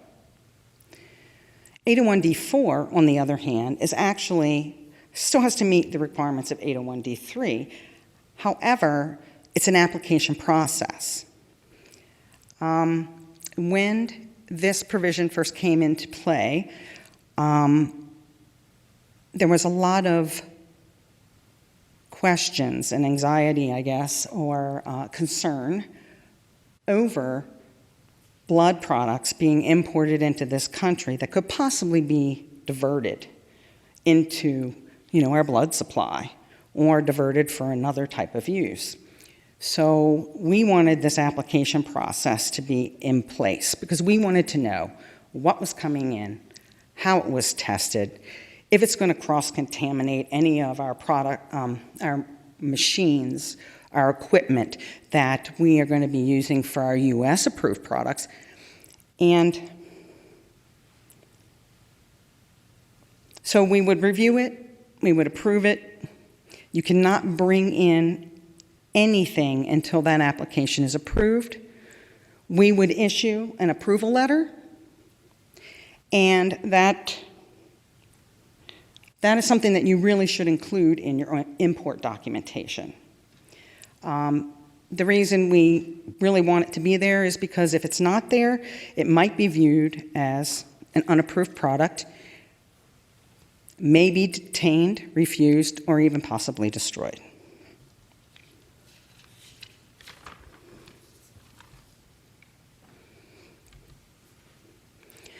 Well, as those out there know, and that have been doing imports for a long time, there are instances where information is transmitted or given to us, and it's incomplete, or it's incorrect, or there's not enough information, it's not clear. So FDA tries to ask for, or will ask for, such things as labeling for a product, short supply agreements if they're in place, the import for export approval letter that I just spoke about, documents that are required by other agencies such as CDC and USDA. We're looking for those permits. And in addition, we're also looking for accompanying records, which is a requirement for our 8 CTPs.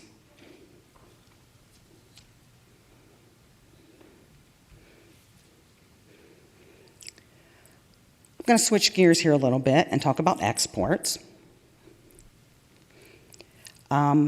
I just wanted to mention here that, as I mentioned before, in the import for export provisions, you have to export that product using one of the legal export mechanisms.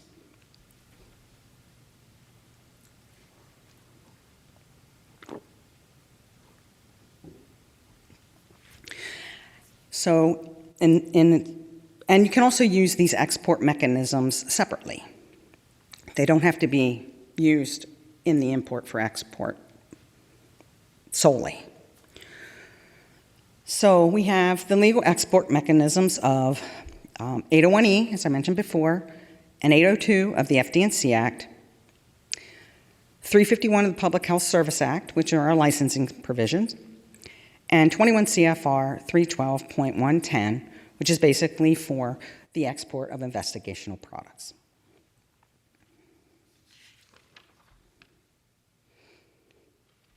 I'm basically going to generally cover these export mechanisms. So the first one I like to call the simple notification process.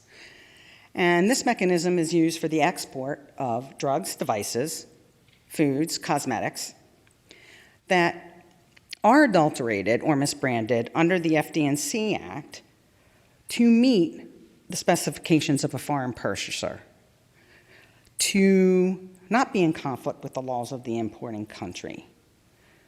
We need to be labeled on the outside of the shipping package label. That is for export only.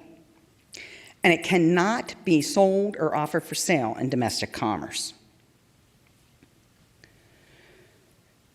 The next provision, or the next export mechanism, is for the export of basically unapproved devices that don't meet the requirements of the FD&C Act or are exempt. And FDA has to make a safety determination, and we have to determine that's not contrary to public health. And this is also an application process.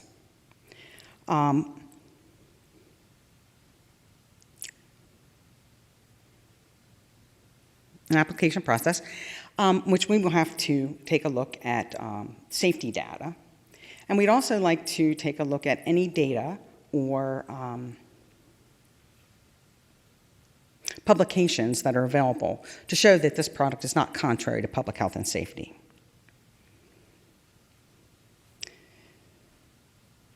I just want to mention, too, that when we're talking about the listed countries, these countries were not picked by FDA, they were picked by Congress. And it was based on whether the country had statutory or regulatory requirements or regulations in place that allowed for the review of drugs, devices, biological products for safety and effectiveness, pertaining, GMPs, if they had some form of GMPs, that they had the ability to gather adverse events and pull products from the market if they were found to be unsafe or ineffective. And they also wanted to make sure that they had some labeling and promotion regulations.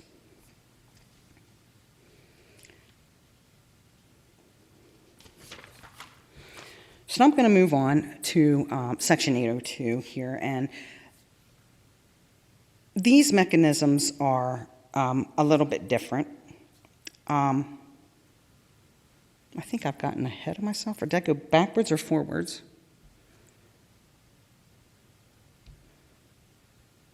Okay.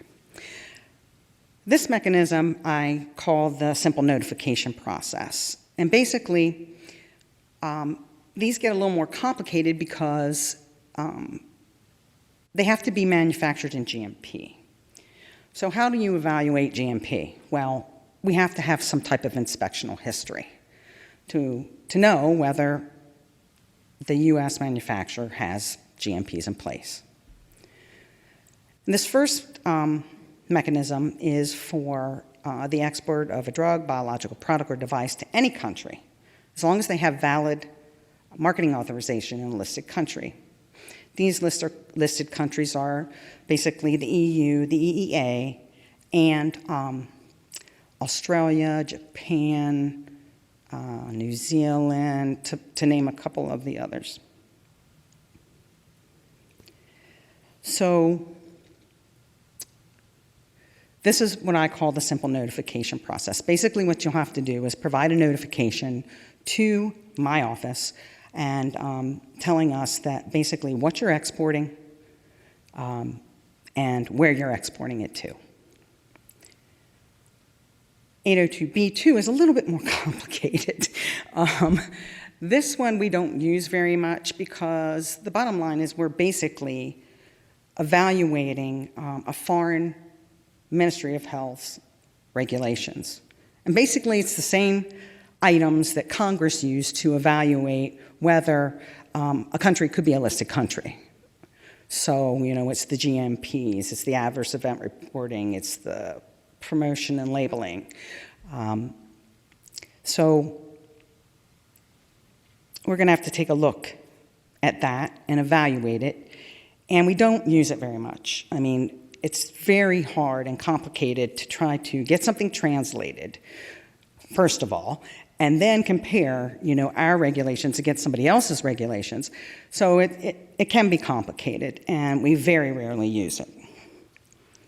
In addition, it's specific. It's very specific. It's specific to a specific product or drug or biologic device.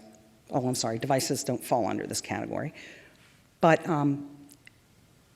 so it's centered around that drug and its indication for use, or that biologic and that indication for use, and that country's,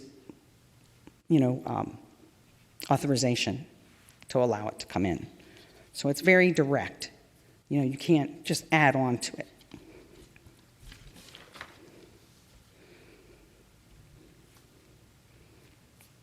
Then we have two other export mechanisms. If you can't meet the criteria of either 801A, which is simple notification, or 802B, then you have one more option, which is 802b3. And this basically allows the export of an unapproved product or an unlicensed product to be exported to an unlisted country based on scientific evidence that is reviewed both by FDA and the Foreign Ministry of Health to demonstrate that the products would be reasonably safe and effective for its intended use. These are situational and specific and pertain to the specific drug intended for export. This is also an application process that would need to be reviewed and approved by the agency before you be able to export the product. In addition, you would need, of course, valid marketing authorization. 802C is one of the provisions under 802 for the export of investigational products. This is used for drugs, biological products, and devices, and it's for the shipment of investigational product to listed countries.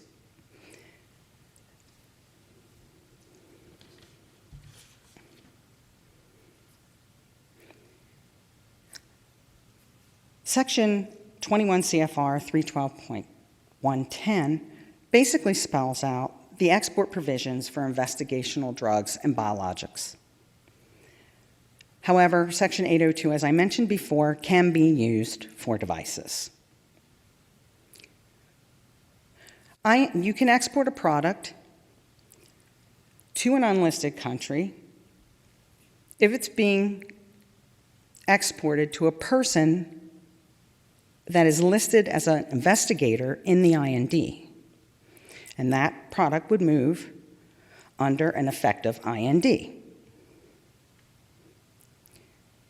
As I discussed earlier, you can also use FDA and C Act Section 802B1A, the simple notification process, to export an investigational product.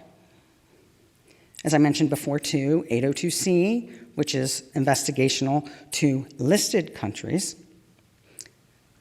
And we also have two new things that we haven't talked about, and these are if you want to export a product, investigational product, to an unlisted country, we do have the provision 21 CFR 312.110B4. And this is basically a certification process telling us that you're going to meet certain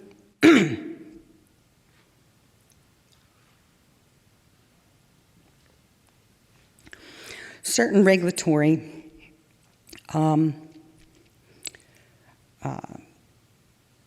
criteria, such as the basic export requirements that the product's going to accord to the specification of the purchaser, the foreign purchaser, it's not contrary to public health and safety, etc. And that is provided to our Office of International Programs. The last item for investigational products is a section that allows for a national emergency. And this section will allow for the export of a product for emergency purposes or a foreign emergency, a national emergency. And we've used this for the Ebola crisis, and we've also used it in other circumstances to be able to stockpile product.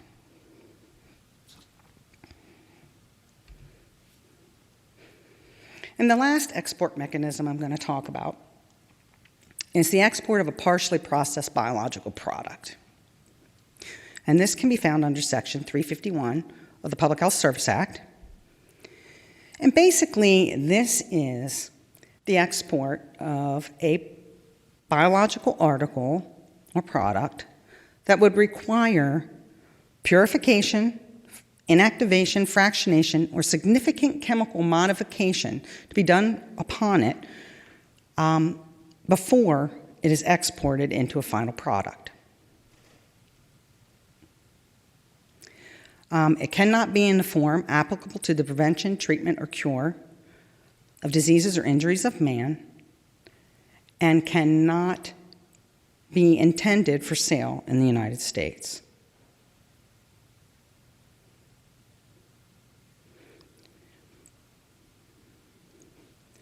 And the bottom line here is that we didn't want to hinder trade, and we didn't want to hinder collaboration efforts with overseas firms. So we wanted to allow them to be able to create a product from like a cell line or a certain material that is unique, and they want to further process and create a new product over in their country.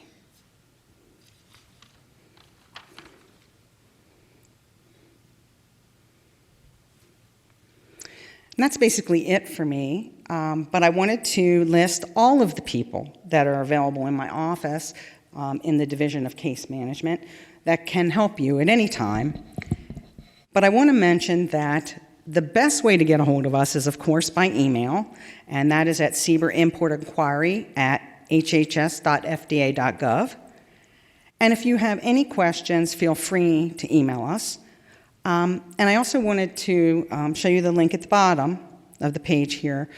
This is our import and export website, and that should provide you a lot of additional information and talk about some of the things a little bit more in depth than what I discussed here. Thank you.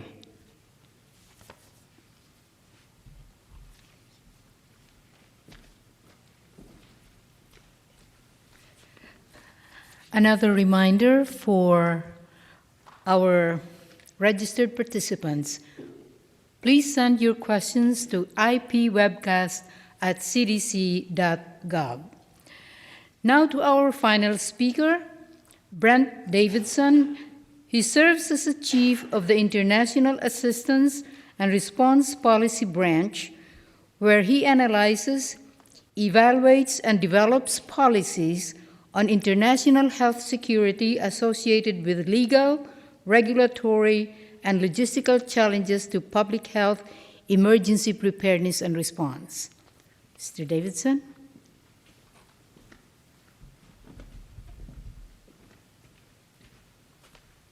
Thank you, Lourdes.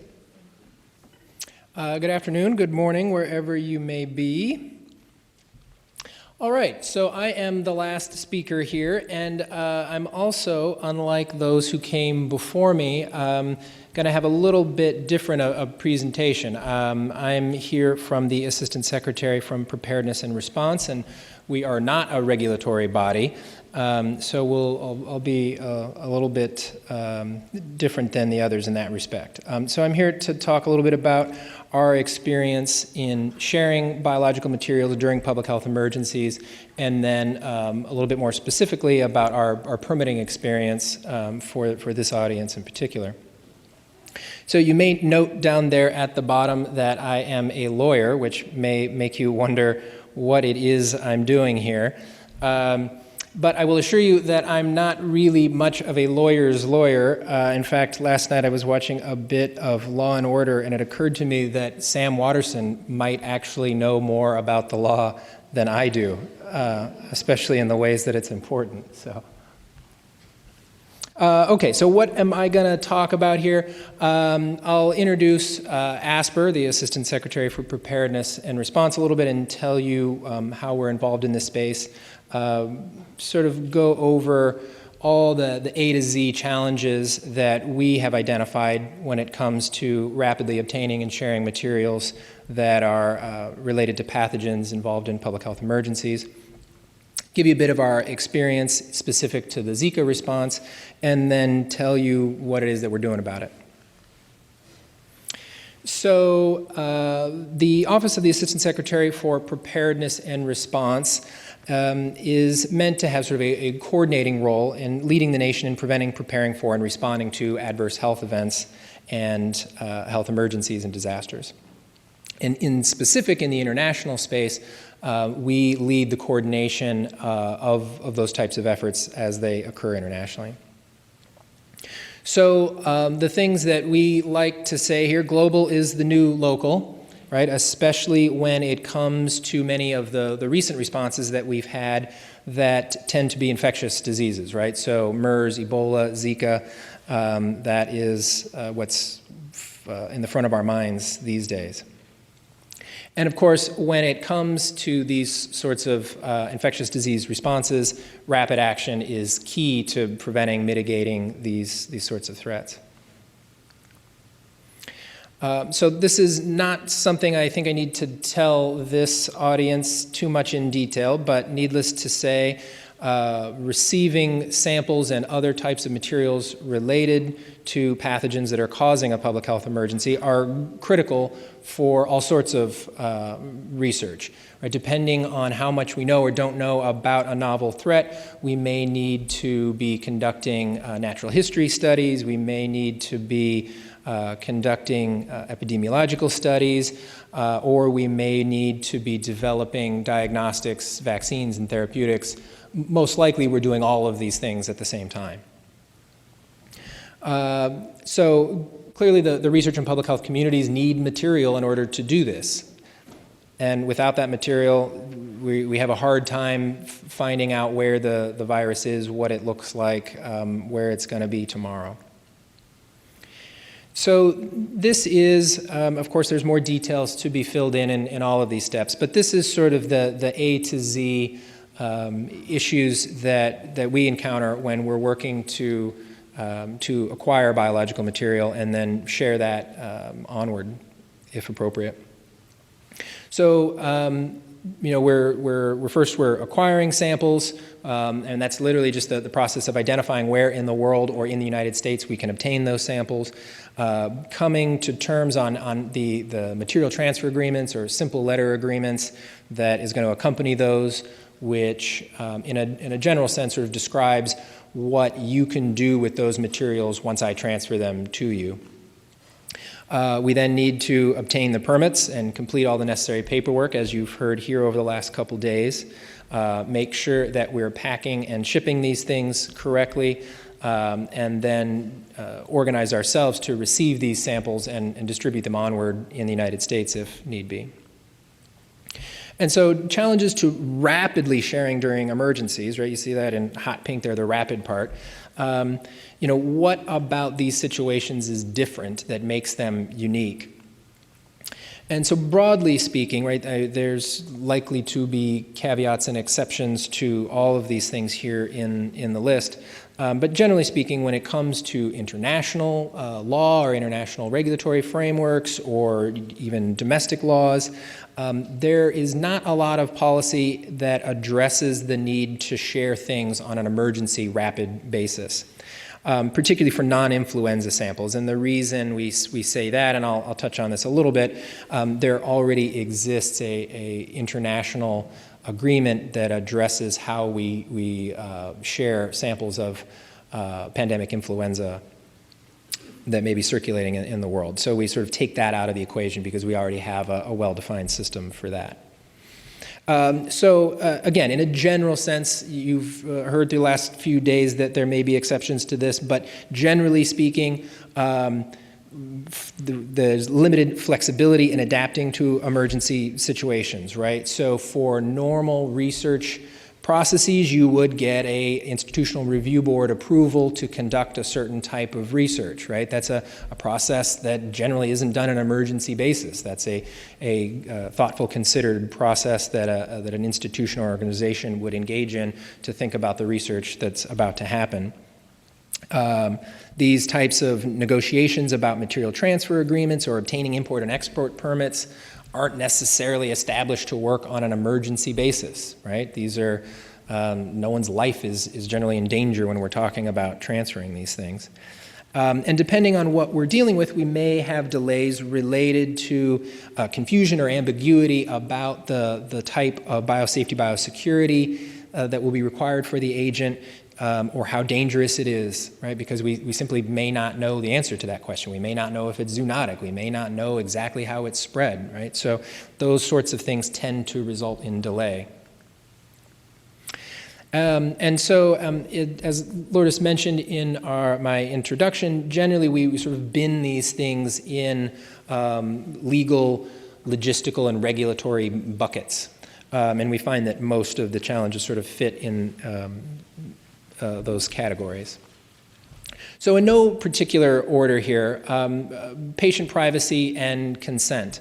This is a challenging issue for us because when you're collecting samples of what may be a novel pathogen or something that is novel to a particular population, you certainly the initial samples that you collect aren't being collected with the mindset that we're then going to do research on them or that they would be sent outside of the country that they're collected in, right? They may be discovered as part of diagnostic testing on another related disease, may be something that's picked up through blood screening in a population. You may not even know that the person has it, right?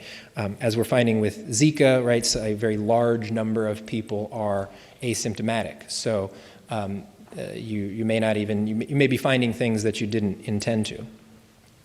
As I mentioned, a lack of international agreements to share non-influenza samples.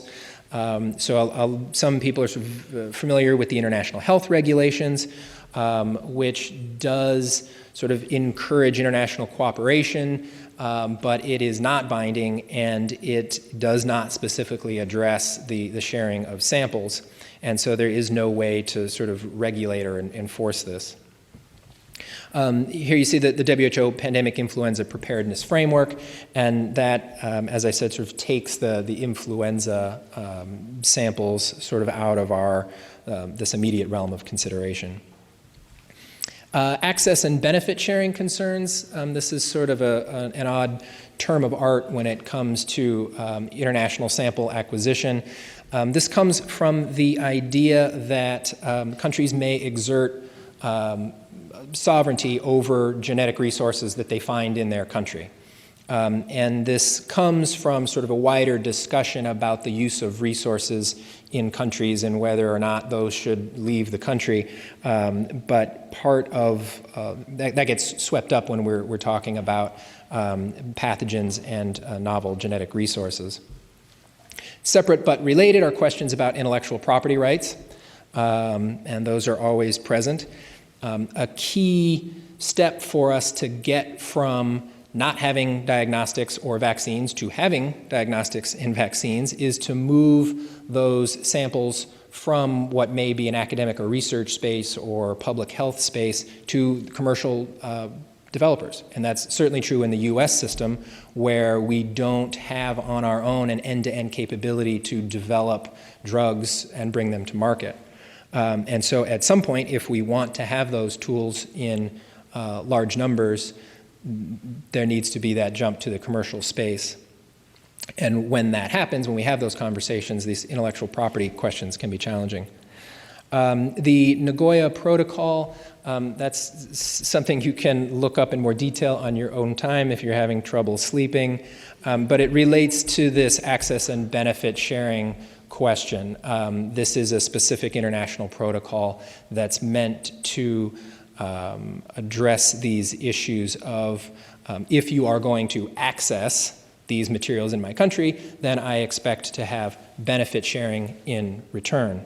The United States is not a signatory to this protocol, and some of our close research partners are, and I will leave it there to say that that can create some challenges. Courier policy. You may have seen, I think last year, that some couriers have expressed their unwillingness to transport certain categories of infectious materials. So it's just always important that we make sure that the courier is, that you have an identified courier that's willing to transport whatever it is you're asking. So moving on to the regulatory challenges, right? Import-export permits. Clearly there is enough substance when it comes to regulation that we have spent the better part of 2 days now talking about these things and all their different facets and areas, so there's clearly a lot there. And then if you magnify that by all the potential countries where you may be receiving products from or sending products to, it sort of has an exponential effect. Biosafety, biosecurity concerns, packaging samples in accordance with transport regulations and BSL classifications. Those aren't always consistent around the world. There may be countries who have an interest in having a lower BSL classification for a particular thing because of the particulars of their geography or their country, or political pressures to not allow BSL 3 or 4 agents into their country. And so we've seen those sorts of tensions in the past. WHO is, it's difficult for them to respond in a time frame that's relevant to an emergency to provide recommendations on what classification levels people should be handling those at. And then finally, the need for people to make sure that the end user of the product is authorized to work with that. Logistical challenges. So I think that this has been covered, right? The need for transportation documentation, having all of our paperwork together so that this isn't stopped at the border in a critical moment. Pilot refusal. At the end of the day, pilots have pretty wide latitude to refuse to transfer certain types of products. So particularly when we're talking about things, again, where there may be some ambiguity about how dangerous it is, how it's transferred, the pilot may have heard news stories about a certain thing. That's something that we have little control over, but is an important consideration. And then finally, maintaining sample integrity, right? This is just sort of cold chain storage and those sorts of things where we want to make sure that a product isn't going to be sitting on the tarmac someplace because there was no plan to pick the thing up and it's on dry ice and that dry ice is going away and we now have a spoiled sample, whether it be, entering a country or trying to get out of that country. So what have we done to this point to address these sort of basket of issues? So on the domestic side, we have used in a variety of contexts what we call the HHS, the Health and Human Services Sample Sharing Working Group. So it's a little misleading, even though this is an HHS-led group. We always work very closely with State Department colleagues and others, the Department of Defense when appropriate, so that everyone knows what's going on. And so we've used that group to consult on domestic international policy during potential or actual FEIX. That's a public health emergency of international concern, and that's sort of a proper noun as declared by the WHO through the World Health Organization, through the international health regulations. We have also relied very heavily on the Import-Export Tiger Team, which is composed of the speakers that you've seen over the last couple days here, to consult them on permit requirements, again, particularly in this place where we may need to move faster than we normally do, where there may be ambiguity, where it may be something that we haven't faced before. Internationally, we interface with a number of international partnerships and initiatives, including the Global Health Security Initiative. This is the G7 countries plus Mexico, and the WHO and the European Commission as advisors.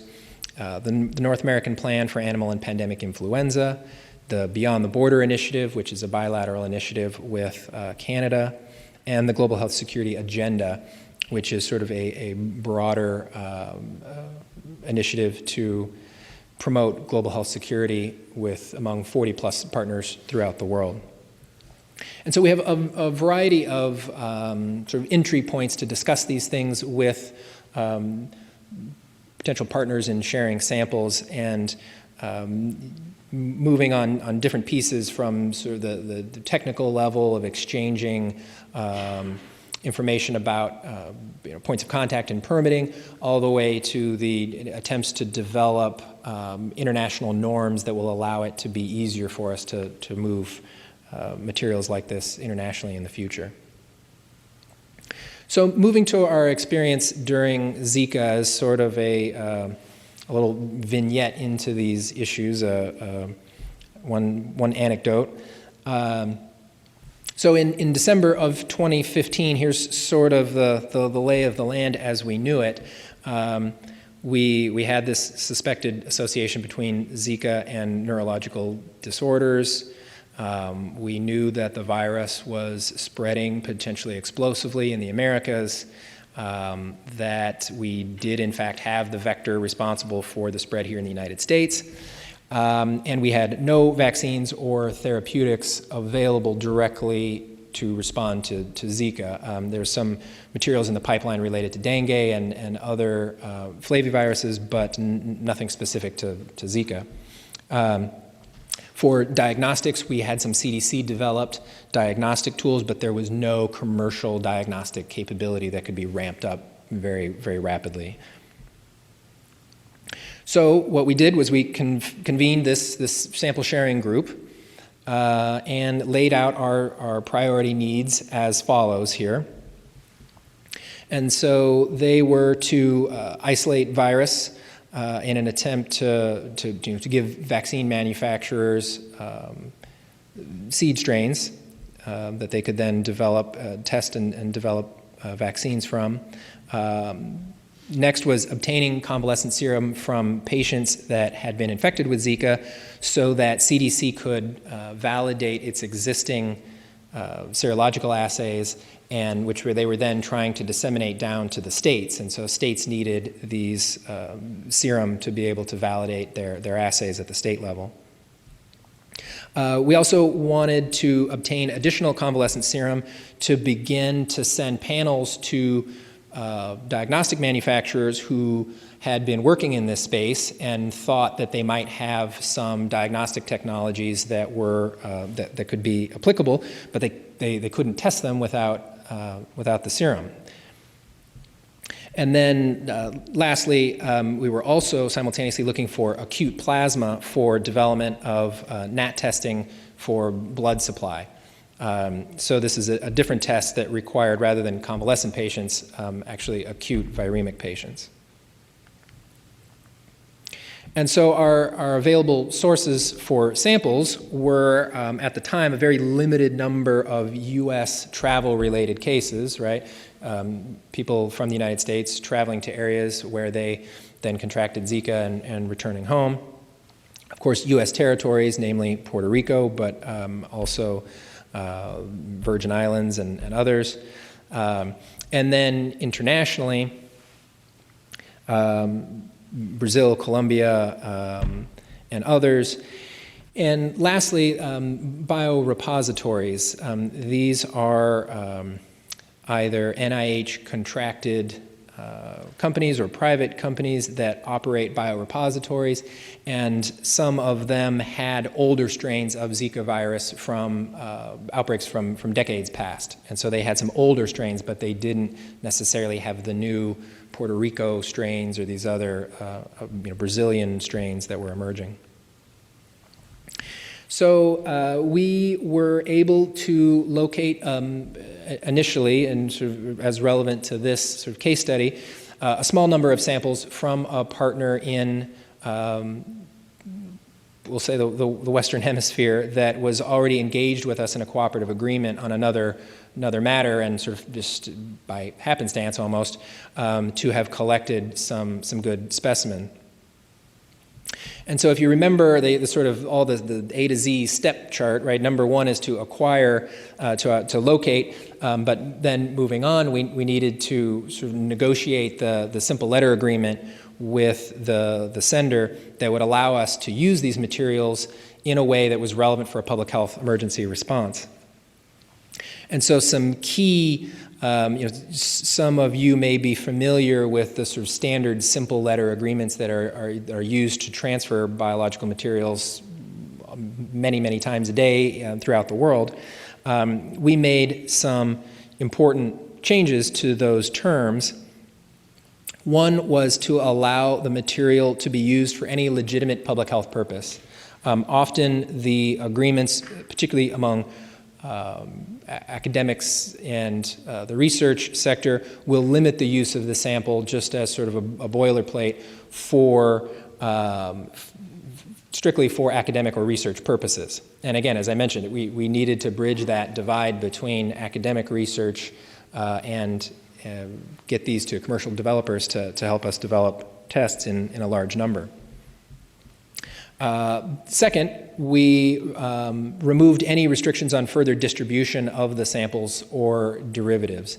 And the reason for this is that, again, typically these simple letter agreements will place restrictions on the ability of the first recipient to send that material on to another recipient without first returning to the original sender and getting their approval.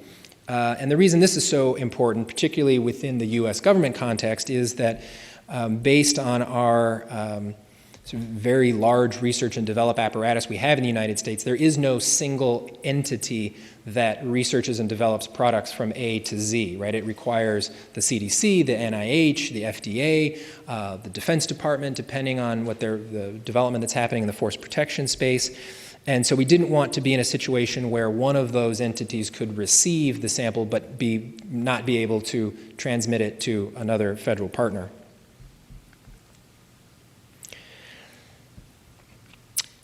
So then moving on to the next step, right, once we were able to develop a simple letter agreement that allowed us to get those materials in under this sort of public health emergency response mindset, we then worked with the folks you've seen up here through what we call the Tiger team to help us to identify the permitting requirements that were necessary to get these materials in on an emergency basis. And so this is, I realize, now going to work out as sort of a neat summary of the things you've learned over the last couple of days. So one of the things we had to do was get a permit from our USDA colleagues because the viral isolate that was being imported contained fetal bovine serum. And so we were able to, thanks to their good advice, get ahead of things and make sure with the sending lab that the fetal bovine serum that had been used originated in the United States, which still meant that we needed a permit, but avoided us having to have the product quarantined in Plum Island to be investigated for foot and mouth disease or other types of concerns.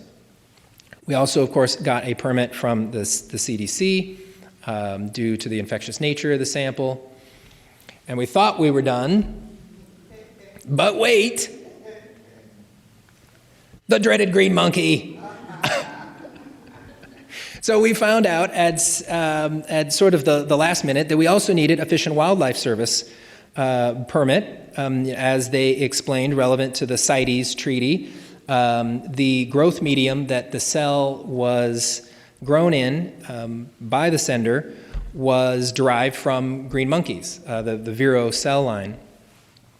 And so we were able to work it out in the end, and I raise this because it is to us anyway, a somewhat humorous and I hope memorable example, but of how complex this can be, particularly when you're somebody like us in ASPR who doesn't do this on a regular basis, right? We're sort of wandering into this space in an emergency time frame. And even other subject matter experts that had worked in other areas weren't necessarily aware of all of the permitting. So thank goodness we had access to this group of experts that could help us through it. So our bottom line takeaway was that we were able to successfully import Zika samples on a emergent basis. We had some delays. That the permitting requirements would have, I think, been almost impossible had we not had, again, this sort of organized group of experts to help us through it. And that's what worked really, really well, is to have established points of contact and to have people that helped us work to expedite these approvals where needed. And it was really essential. So our lessons learned that we are going to use to move forward is, of course, obtain as much information about the materials that you're trying to move. You consider what the sample may have been exposed to, or that may be grown in, or may have been nutrients that may have been provided. Those are all important aspects. And then what the sample is going to be used for at the end and by whom. And so our next steps is that we will continue to work both domestically with this import-export group and through our international partnerships to develop mechanisms to facilitate this type of sample sharing based on these lessons. And so again, at sort of the two levels, at the 30,000-foot level, we're going to have to deal with these access and benefit sharing issues at the World Health Assembly level, and we'll move forward on that as well. But also, the potential for delays that come with negotiating material transfer agreements, and of course, then the permitting and import-export issues.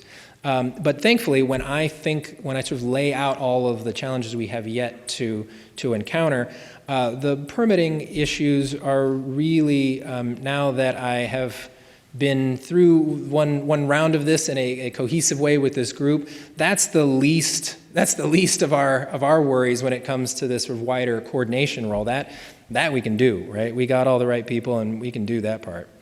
And so the way we're going to do that is to work through the sample sharing group that I explained to you to formalize some of these lessons learned and these procedures that we've used through both Zika and MERS and as well as Ebola, so that we have processes for us to be able to obtain and share samples for immediate public health priorities. And then as a sort of second level thing, once we have those samples from wherever we've obtained them, if appropriate, then to be able to share them around the world with our international partners to facilitate their own public health preparedness and response capabilities. So I think that is it. I would like to thank Ruvani Chandrasekera from our team for helping put these together. I realize we do not have our contact information here, but we can certainly provide that if people have some follow-up questions.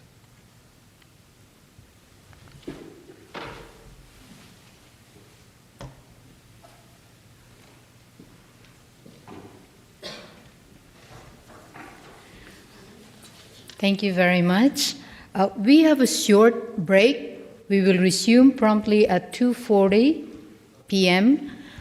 But we'd like to remind you again to please send your questions to ipwebcast@cdc.gov. We have a group of experts here assembled by Von McLean. So, see you at 2:40.